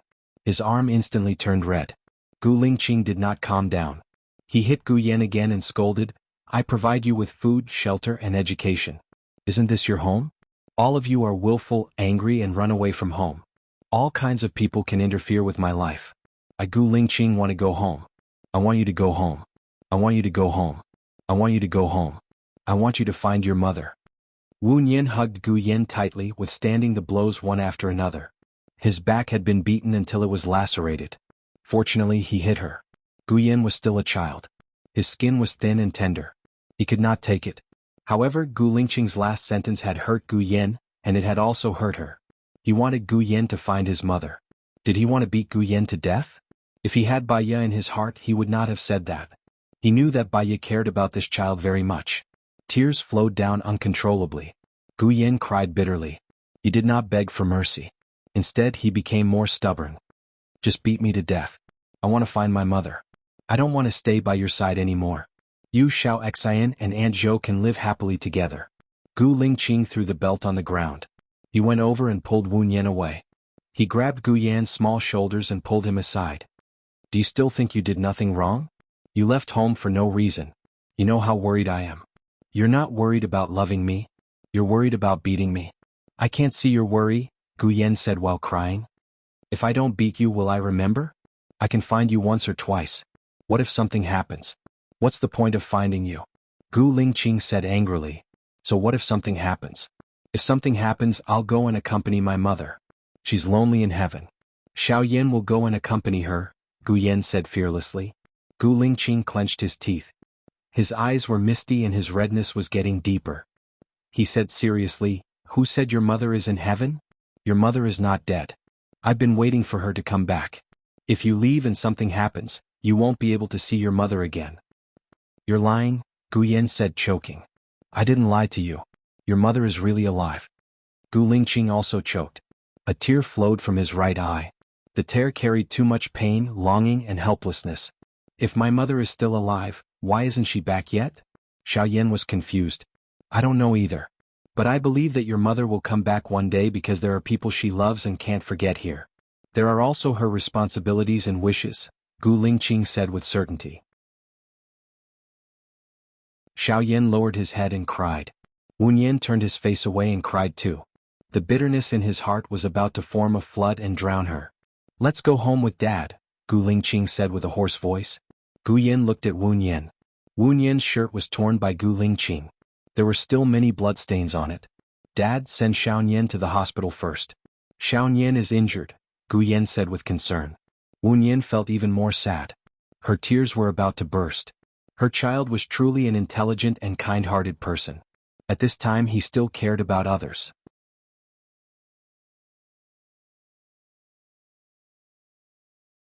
Chapter 335. Gu Yan cried so loudly that he was very sad. Wu Nian smiled faintly. She knew that Gu Yan should have understood her hint. I want to take you to the hospital, Gu Yan said stubbornly. Gu Lingqing saw the bloody marks on Wu Nian's back and arms. He did not control the strength of his hand in anger. He knew very well how hard he had hit her. If she had not blocked it, perhaps his belt would have hit Xiaoyan's body. Xiaoyan was so small that he could not bear it at all. I'll take you to the hospital first, Gu Lingqing said in a low voice. Wu Nian wanted to refuse, but she saw Gu Yan looking at her worriedly. If she did not go to the hospital, Xiaoyan would not be at ease, so she nodded. The belt on her body became numb after being hit for a long time. At first she did not feel much pain. But after the numbness, that kind of pain, that kind of burning, the twitching. She did not sleep well last night. She was weak and fainted in the car. She vaguely heard Xiaoyan calling her Xiaoyan's name. She had a long dream. In the dream, she stood by the window with a big belly, listening to prenatal education music, stroking her belly and humming along. At the time, her relationship with Su Jiran was at an impasse. She felt lonely and helpless all the time. Her child was her pillar of support. She knew that the child would destroy her, and she also knew how difficult it was to raise the child. But she still wanted to give birth to the child without any hesitation. Unfortunately, her child was snatched away by someone else. She was very flustered. She even thought that if the child died, she would be too lonely. She wanted to die together with him. But what if the child did not die? Where was the child? She felt sad, desperate, and in pain. When she woke up crying, the pillow was more than half wet. Xiaoyan, you are in pain, aren't you? Gu Yan's voice was heard. Wu Nian came back to his senses and looked at Gu Yan, who was beside the bed. Tears were still hanging from the corners of his eyes. He smiled and asked softly, Little Yin, why are you here? Dad and I sent you to the hospital, but you were unconscious. When the nurse applied medicine on your back was covered in injuries. It's all my fault. It's all my fault. It's all my fault. It's all my fault. It's all my fault. Gu Yan apologized. I don't blame you. I took the initiative. I know you have your own thoughts. There are a lot of things that you can't control and grasp. Remember Auntie's words. You must grow up safely, okay?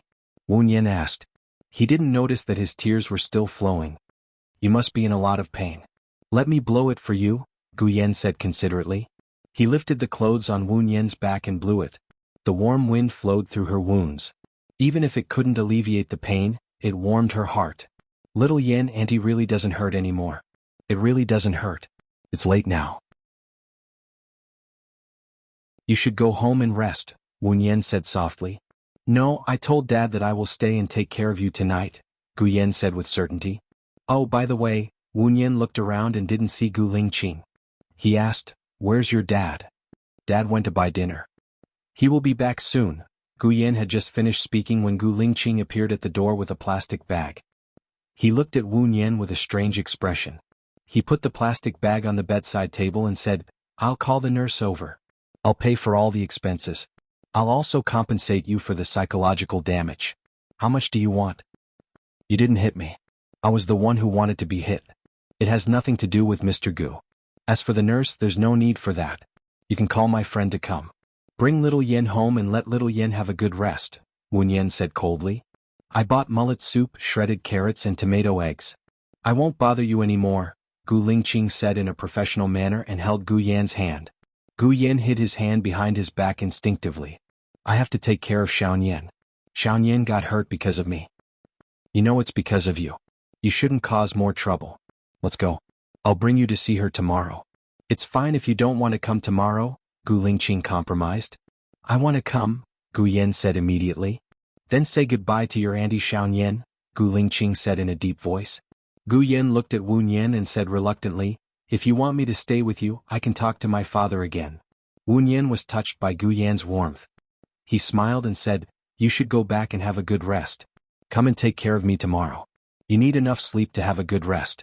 Only after you have a good rest will you have the energy to take care of me, understand?" "Got it," Gu Yan said obediently and walked to Gu Lingqing. Gu Lingqing held Gu Yan's hand. This time, Gu Yan didn't refuse. They walked out of the ward. Gu Yan said, "Dad, don't be against Xiao Nian. I want to marry Xiao Nian in the future. She risked her life to protect me. When I grow up, she will definitely love me very much. She's 20 years older than you. You two are not suitable for each other." Gu Lingqing refused coldly. Gu Yan sneered and walked away with his head down. He said, "Don't worry. I'm just telling you. When I grow up, you can't stop me." Gu Lingqing didn't know what to say. Why did he feel that the well-behaved Gu Yan was even more rebellious than Gu Ruoxin? After Gu Lingqing and Gu Yan left, Wu Nian didn't call Lu Shuang to come. Lu Shuang had to take care of Xiao Bao at night. It was already hard enough. She couldn't bear to let Lu Shuang worry about her. It was just a superficial wound. She could endure it. She ate the food that Gu Lingqing brought. She brushed her teeth and washed her face. She didn't take a shower. She just cleaned her body. She felt dizzy and lay on the bed. After a while, she fainted again. When she woke up, it was already dawn. The sun was a little dazzling, so she closed her eyes again. "You're so badly injured. Are you not going to tell me?" Lu Shuang's voice rang out. Wu Nian looked at Lu Shuang in surprise. He opened his eyes wide and asked, "Why are you here?" "I called you in the morning. You were unconscious. The nurse answered the phone, so I came immediately. How did you get so badly injured?" Lu Shuang asked in confusion. "I fell. I'm fine." Wu Nian smiled. Lu Shuang pursed his lips and said unhappily, "I just read the news today. A female university student committed suicide. She had good grades, was optimistic and helped others. She often had dinner with her friends. She got along well with others and had a happy family. No one knew why she committed suicide. Her mother cleaned up her room and saw her writing, 'I'm fine' on a piece of paper. She turned the paper over and saw the word 'save' on the back of the paper. Me. Wu Nian, are you really okay?"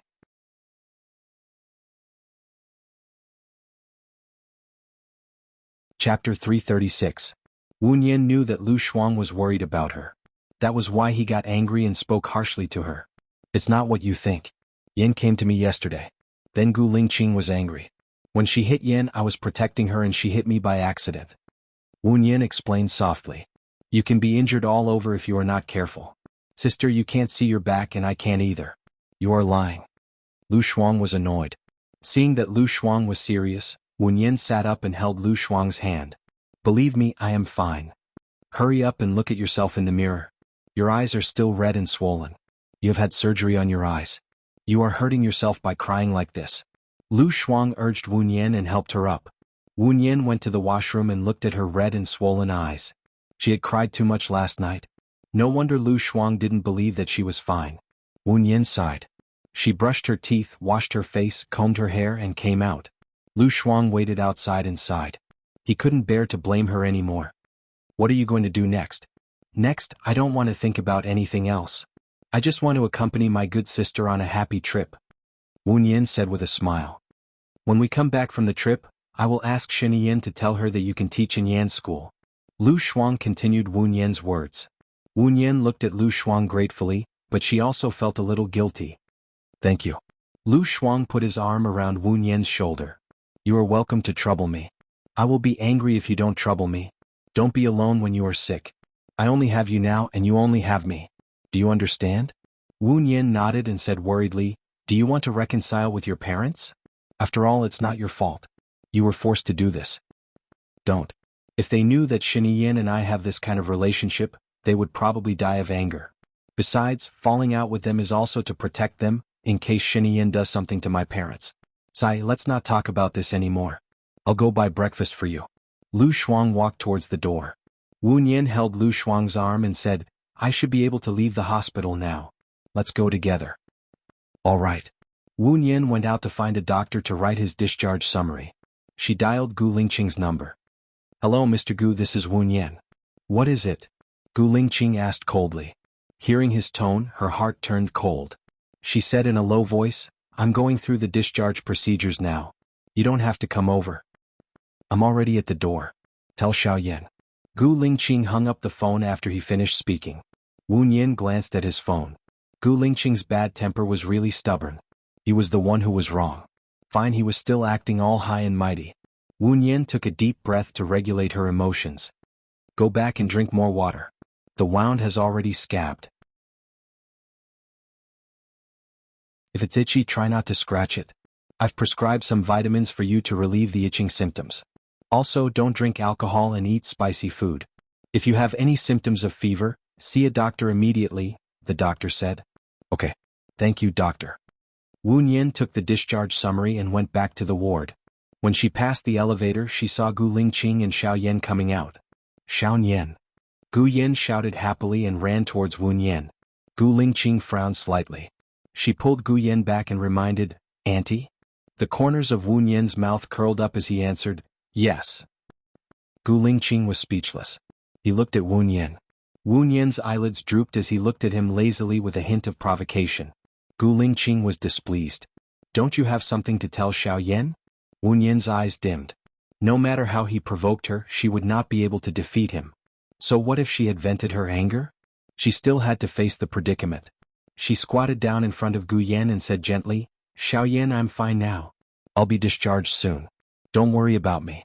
You'll be starting school tomorrow. Study hard and improve every day.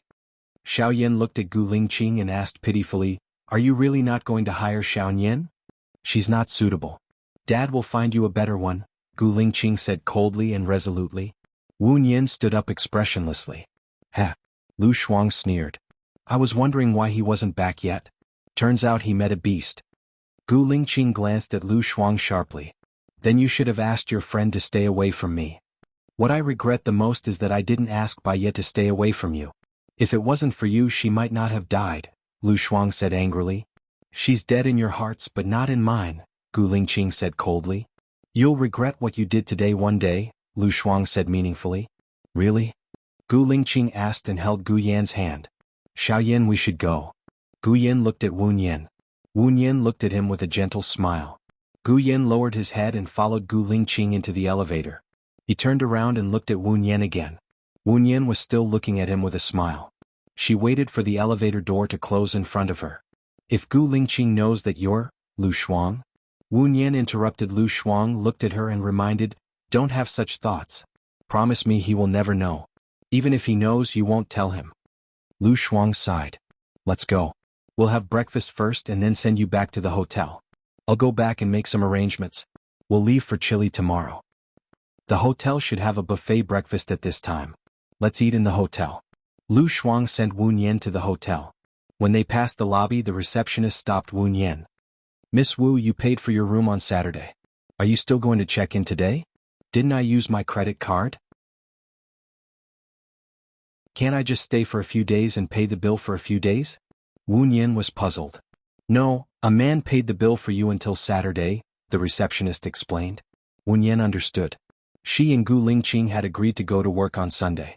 Gu Lingqing paid for her on Saturday. He was probably investigating her spending power. Got it?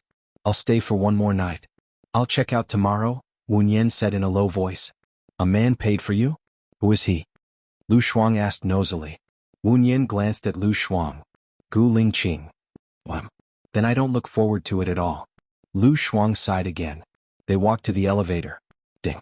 The elevator rang. Su Jiran came out of the elevator with a beautiful woman in his arms.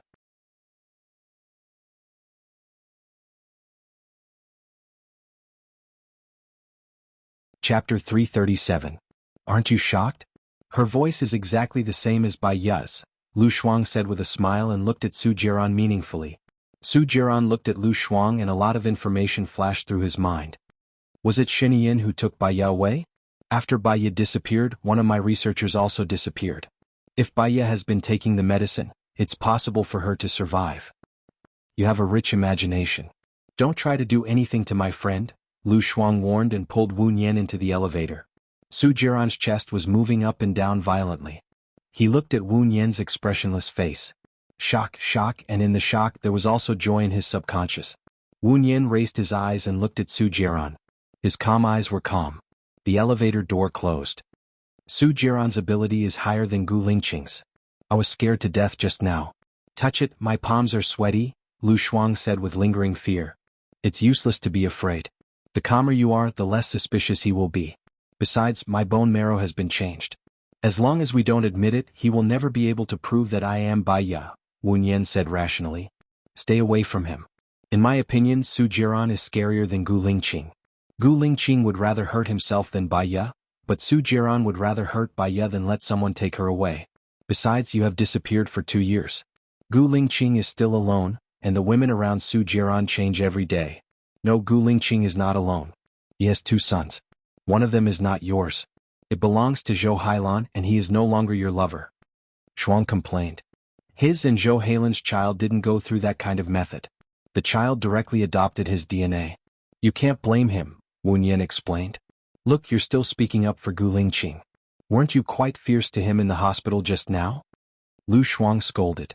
That's a different matter. What I said is the truth. Alright, let's not talk about this anymore. Let's have breakfast first. Wen Yan changed the topic and looked at the red numbers above the elevator. You can check out after breakfast. Stay at my place today so that Su Jiran won't bother you at night, Lu Shuang suggested. Wen Yan nodded. After breakfast, he returned to his room, packed his luggage and went to the front desk to check out. She went to Lu Shuang's place. Lu Shuang lived in a villa on the hillside. It was a 1-kilometer road from the iron fence to the entrance of the villa. There were 10 guards at the entrance who took turns to change shifts. Within a radius of 10 kilometers, there were real-time surveillance cameras to ensure the safety of a big shot. This place seemed to be heavily guarded. For Lu Shuang, it was just a bigger cage. What do you want for lunch? I'll cook for you, Wen Yan said softly. I really miss your red braised pork and Korean palace cuisine. Later, I'll go to the fridge and have a look. There should be a lot of fresh ingredients. They buy them every day, Lu Shuang said as she stopped at the iron fence. The soldiers would check carefully to make sure that there were no dangerous items or people in the car. Lu Shuang drove to the villa. From afar, Wen Yan heard Xiao Bao's babbling voice. Wen Yan's heart softened a little. In Lu Shuang's villa there was a housekeeper, a chef, 2 people who took care of Xiao Bao, and 2 people who cleaned the house. The people who cleaned the house were also responsible for the garden. Lu Shuang glanced at Wen Yan and raised his eyebrows. Wen Yan understood and nodded. Shen would not allow Lu Shuang to take Xiao Bao away. So many people here seemed to be taking care of her and Xiao Bao, but in fact they were all Shen Yan's people. They had to monitor them. Baby Bebe, do you miss your mother?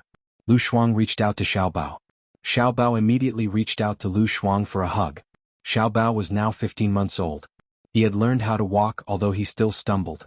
He could say some 2-word words such as mom, dad, auntie, grandma, uncle, and so on. He could also say verbs such as want, eat, and play. He was pink and tender just like Lu Shuang. He looked exactly the same as Lu Shuang when he was young. The only difference was his gender. Wen Yan stood aside and watched Lu Shuang play with Xiao Bao. She smiled. She missed Xiao Yan's childhood. Seeing such a big Xiao Bao acting cute, her heart softened. Lu Shuang played with Xiao Bao for a while and looked at the chef. Henny, you don't need to prepare my lunch today. My friend will do it for me. You just need to prepare others and Xiao Bao's. Henny nodded, indicating that he understood. He went into the kitchen. Let's go and see what ingredients we have. Lu Shuang carried Xiao Bao to the fridge. Wen Yan opened the fridge.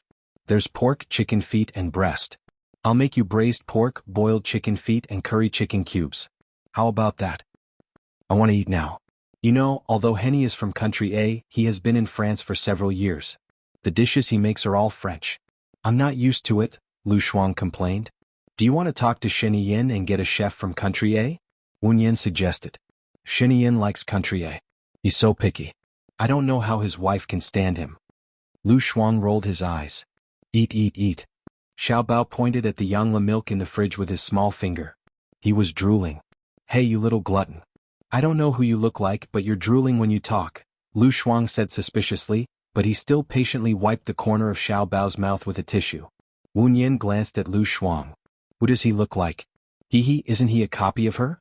She took out the Yangla milk from the fridge. This needs to be heated up for the young master to drink. Aunt Yang, who was taking care of Xiao Bao, immediately took the Yangla milk from Wen Yan's hands. Lu Shuang shrugged. Let her heat it up. I'll feed it. Xiao Bao likes his mother more. Am I right, Xiao Bao? Xiao Bao's eyes were fixed on the Yangla milk. He licked his lips with his red tongue, looking exceptionally adorable. Lu Shuang tapped Xiao Bao's nose. You, whoever has milk is your mother. What should I do with you? Xiao Bao is still young, Wu Nian said softly. Lu Shuang handed the child over to Aunt Zhang, who was taking care of Xiao Bao. He pulled Wu Nian into the room and closed the door. He said softly, for safety reasons I'll book another plane ticket tonight. It's not enough. We'll have to transfer to country X. Is that okay? Wu Nian nodded. Understood. In order to not arouse the suspicion of the security guards, I'll put my luggage in your luggage. When we arrive at country X I'll buy more. Then we'll have fun for a month before coming back, Lu Shuang imagined. Got it? I'll go to the kitchen to cook first. Don't do anything special today in case others get suspicious, Wu Nian instructed. Her phone rang. It was Gu Lingqing again. Why would Gu Lingqing call her again?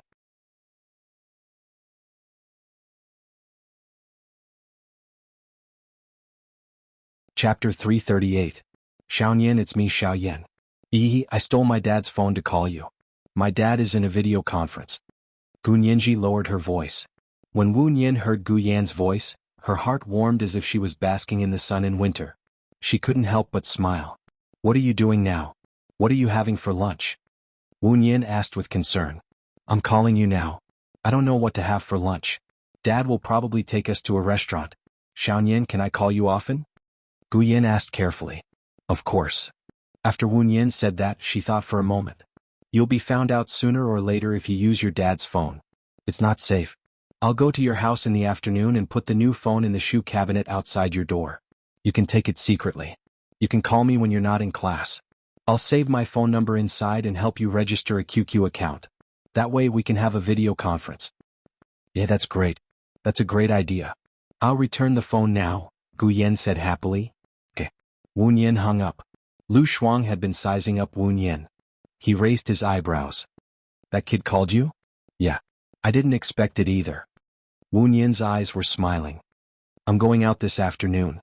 Lend me your car. You two really are like mother and son, said Lu Shuang with a sigh.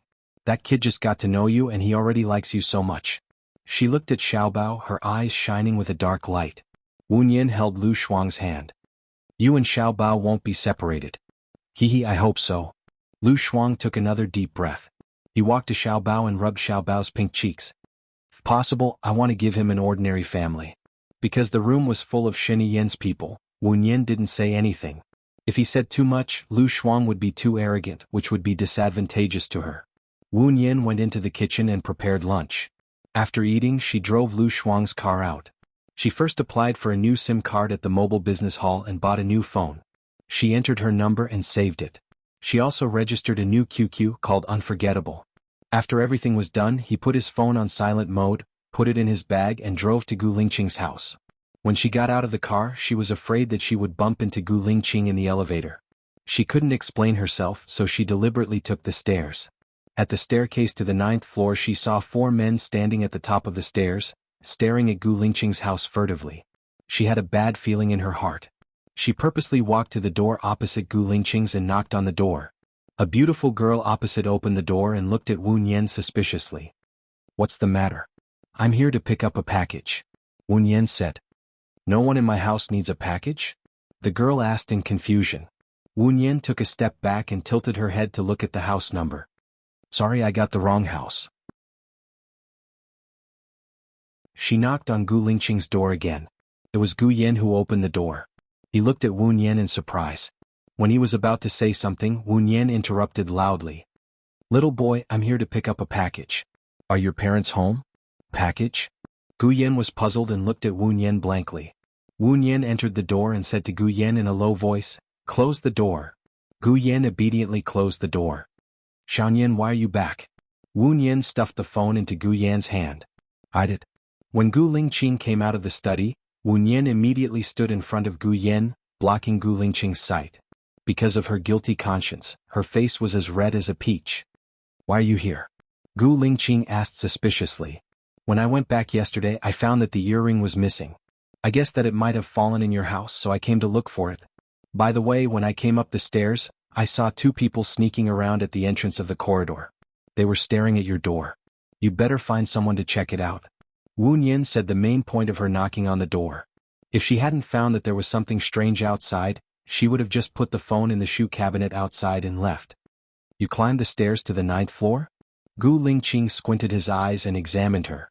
Wu Nian saw that he didn't trust her and was a little annoyed. She really didn't know what was good for her. I usually climb the stairs to lose weight. Now that your house is being monitored, this is the main point. It's up to you whether you want to investigate or not. Also, call me when you find the earring. I have something to do, so I'll leave first. Wu Nian turned around. Gu Lingqing sneered. You're young, but you have a big temper. Look for it yourself. If you can't find it, your earring won't be here. Wu Nian looked at him. I'm sorry, I'm already 28. I'm not young anymore. Gu Lingqing looked at her calmly. You also know that you're not young anymore, but you're still so hot-tempered. Didn't your past experiences and hardships teach you to be calm? Have you fed them to the dogs? Wu Nian pursed her lips tightly. She felt that there was a fire rising in her, and there were flames dancing in her eyes. He was scolding her in a roundabout way. He had a problem with her, and whatever she said was wrong. The older she got, the thinner her skin became, and the stronger her self-esteem became. She felt really pissed off, but there was a pent-up anger in her chest that she could not find an outlet for. She did not wear earrings in the first place, and looking for the earring was just an excuse. She did not want to stay there any longer, so she turned around and headed to the kitchen to look for it symbolically. From the corner of her eye, she caught sight of Gu Lingqing at the entrance of the kitchen. Since it's not here, it shouldn't have fallen here. Gu Lingqing reached out and pinched her earlobe. Wu Nian felt a sharp pain on her ear as she instinctively slapped his hand away and glared at him in displeasure. Gu Lingqing was still holding an earring in his hand as he handed it over to her. Xiao Nian said that there's a pair of earrings in my room. The kids must have seen it and taken it to play with. Wu Nian scoffed out. She did not wear earrings at all, and she did not think that given her current relationship with Gu Lingqing, he would go out of his way to buy a pair of earrings for her. As for the kids taking it to play with, that was even more impossible. Xiao Yan and Ruoxin were both boys, so why would they play with earrings? Since the earring had fallen in his room, that woman's relationship with him was probably close enough for them to enter the bedroom, or at least have an even more intimate relationship. Wu Nian took off the earring and returned it to Gu Lingqing. I'm sorry, this pair of earrings isn't mine. Gu Lingqing furrowed his brows. If it wasn't hers, then whose was it? Zhou Hailan did not wear earrings because his skin was prone to allergies. Wu Nian walked past him coldly and stopped in her tracks. There were some things that had to be said. She glanced at Gu Lingqing.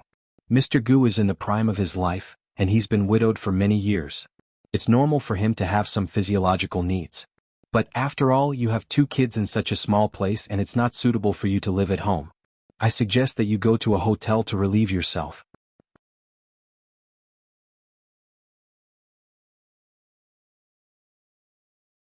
Chapter 339.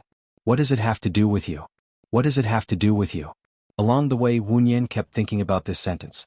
She felt sour, angry, and speechless. She felt like she was being pressed by a mountain, and her whole body was trembling. Yes, what does it have to do with me? Even if she was Bai Ye, she and Gu Lingqing were divorced.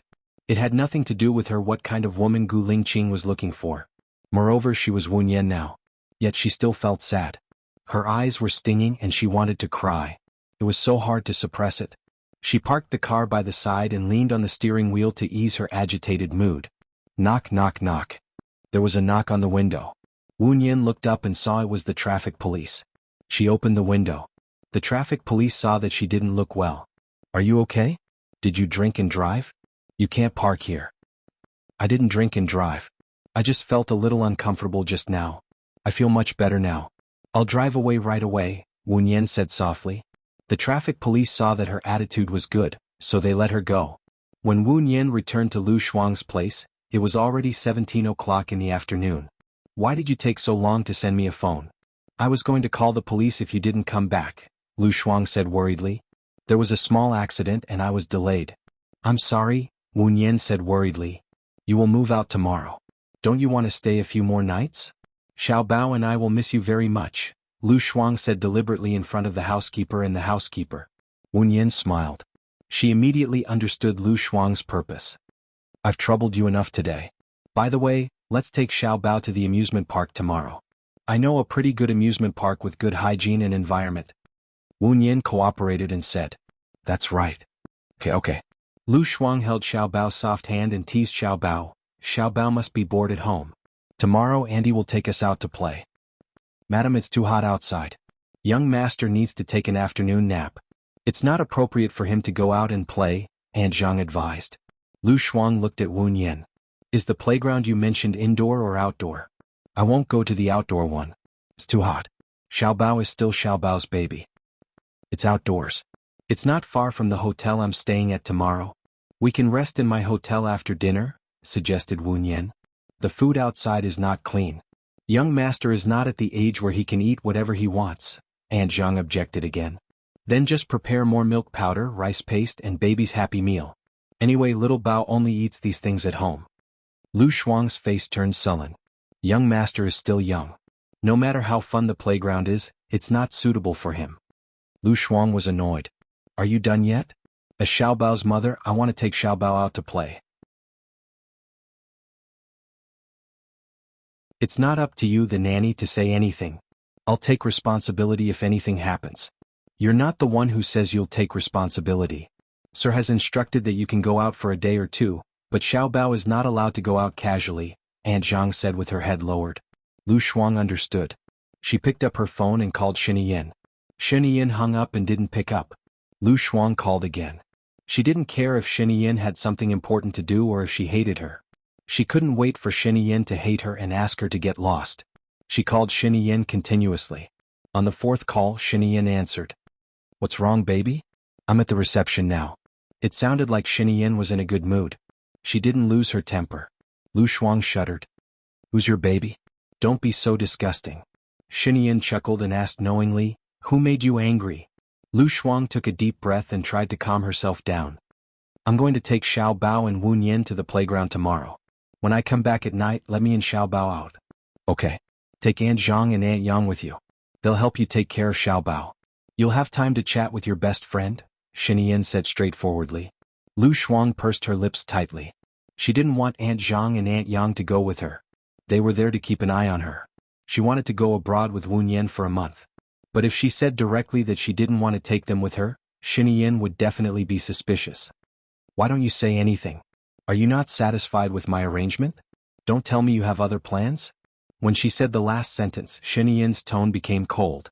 Lu Shuang felt his blood run cold. Shiniyin had been a bad girl since she was a child. She didn't have any accidents when she grew up. "Since you've arranged it like this, even if I don't like it, can you change it according to my preferences?" Lu Shuang asked. "No." Shiniyin refused directly. "But you can ask me for a gift. I'll give it to you when I return home." "Will you give me any gift I want?" Lu Shuang asked again. "Of course not. In fact, you can only take whatever gift I give you." Shiniyin's mood brightened.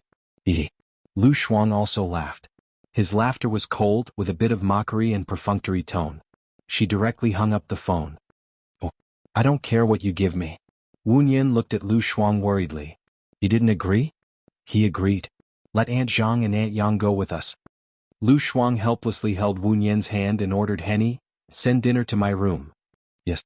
She took Wu Yin to the room, locked the door and complained, "Shiniyin is a fascist. He deliberately asked Aunt Zhang and Aunt Yang to spy on us. What a jerk. Tomorrow you take Xiao Bao to the toilet and then leave through the elevator. Wait for me at the airport. I wonder why you haven't come back yet." "It's better to do it half an hour before boarding the plane. That way it'll be easier for you to run away," Wu Yin suggested. "That's the only way. What about the luggage? Are you going to check into the hotel first and then check out?" Lu Shuang asked. "Let's go to the amusement park first. You guys play first. I said I'm going to the hotel, but in fact I'm going to check my luggage at the airport. I remember that the airport doesn't allow big things to be brought on the plane, and the check-in has to be done 1 hour in advance." Lu Shuang thought for a while. "Forget it. We'll just carry a backpack for summer clothes. When we arrive in Country X, we'll buy new clothes. It'll save us some trouble." "That's good. Go to bed early tonight. Tomorrow we'll have the chance to escape and then go abroad to make trouble." Wu Yin lay on Lu Shuang's bed. Go abroad to make trouble. I like this sentence. Lu Shuang also lay next to Wu Yin with a smile and turned on the TV. The news was on.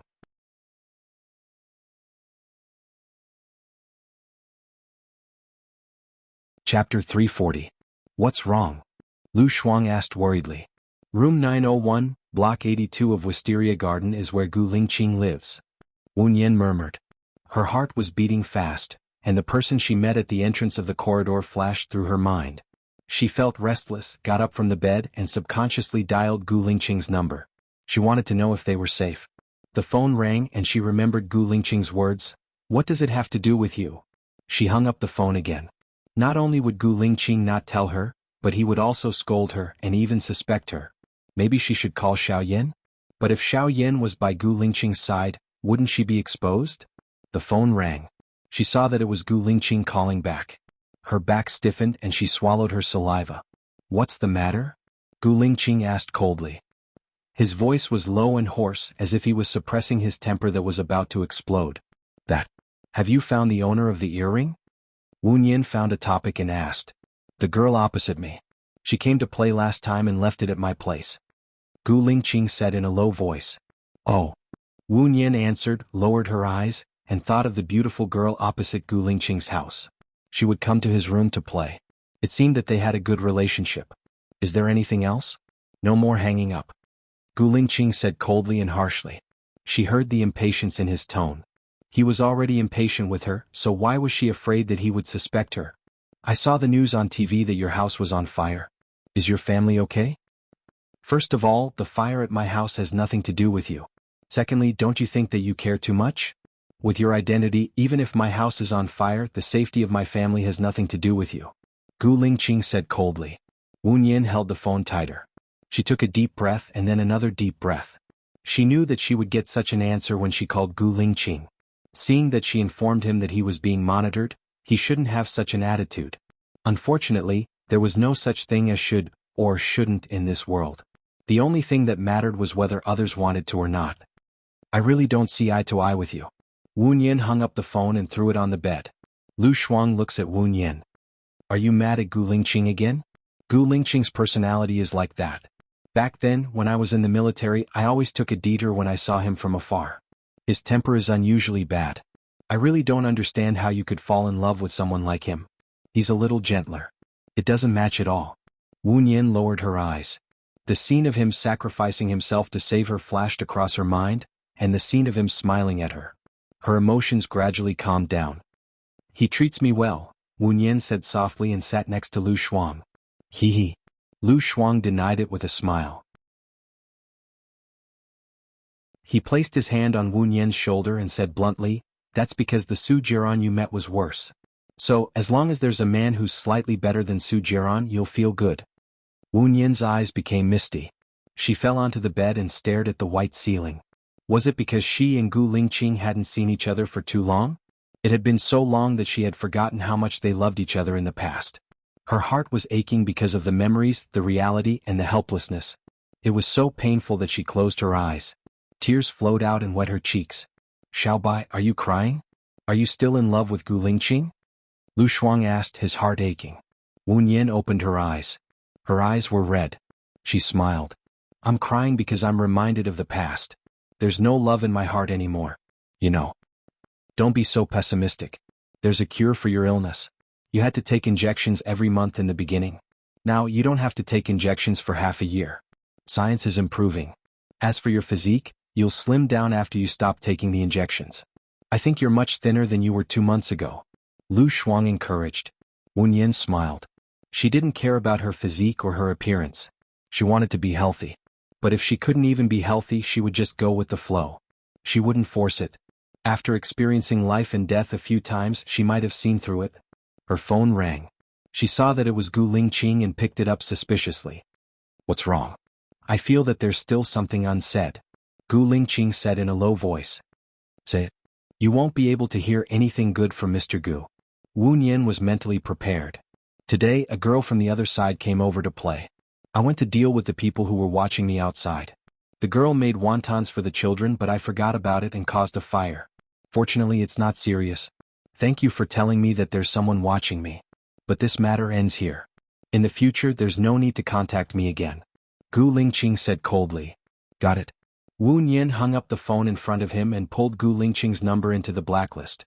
Lu Shuang looked at Wu Yin. Are you sure you won't contact him again? I came back to take care of Xiao Yan. Not seeing Gu Lingqing might be a good thing, Wen Yan said calmly.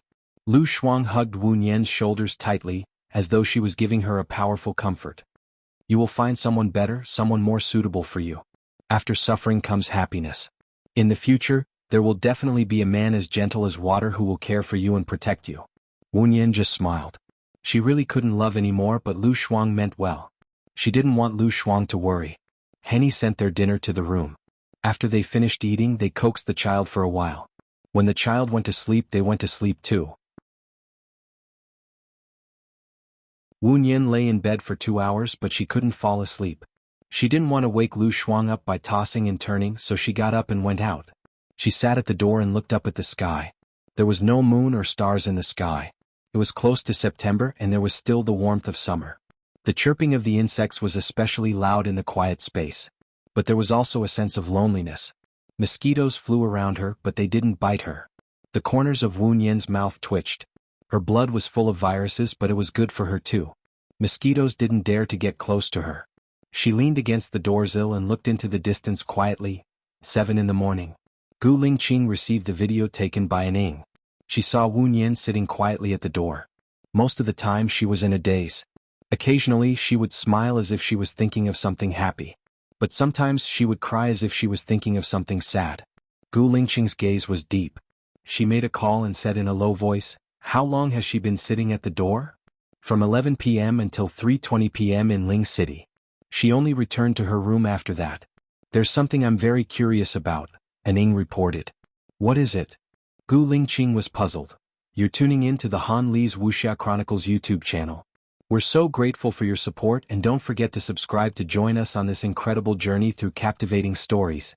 Your generosity through donations truly makes a world of difference, as it's the primary source of revenue that allows me to expand and enhance this channel for you.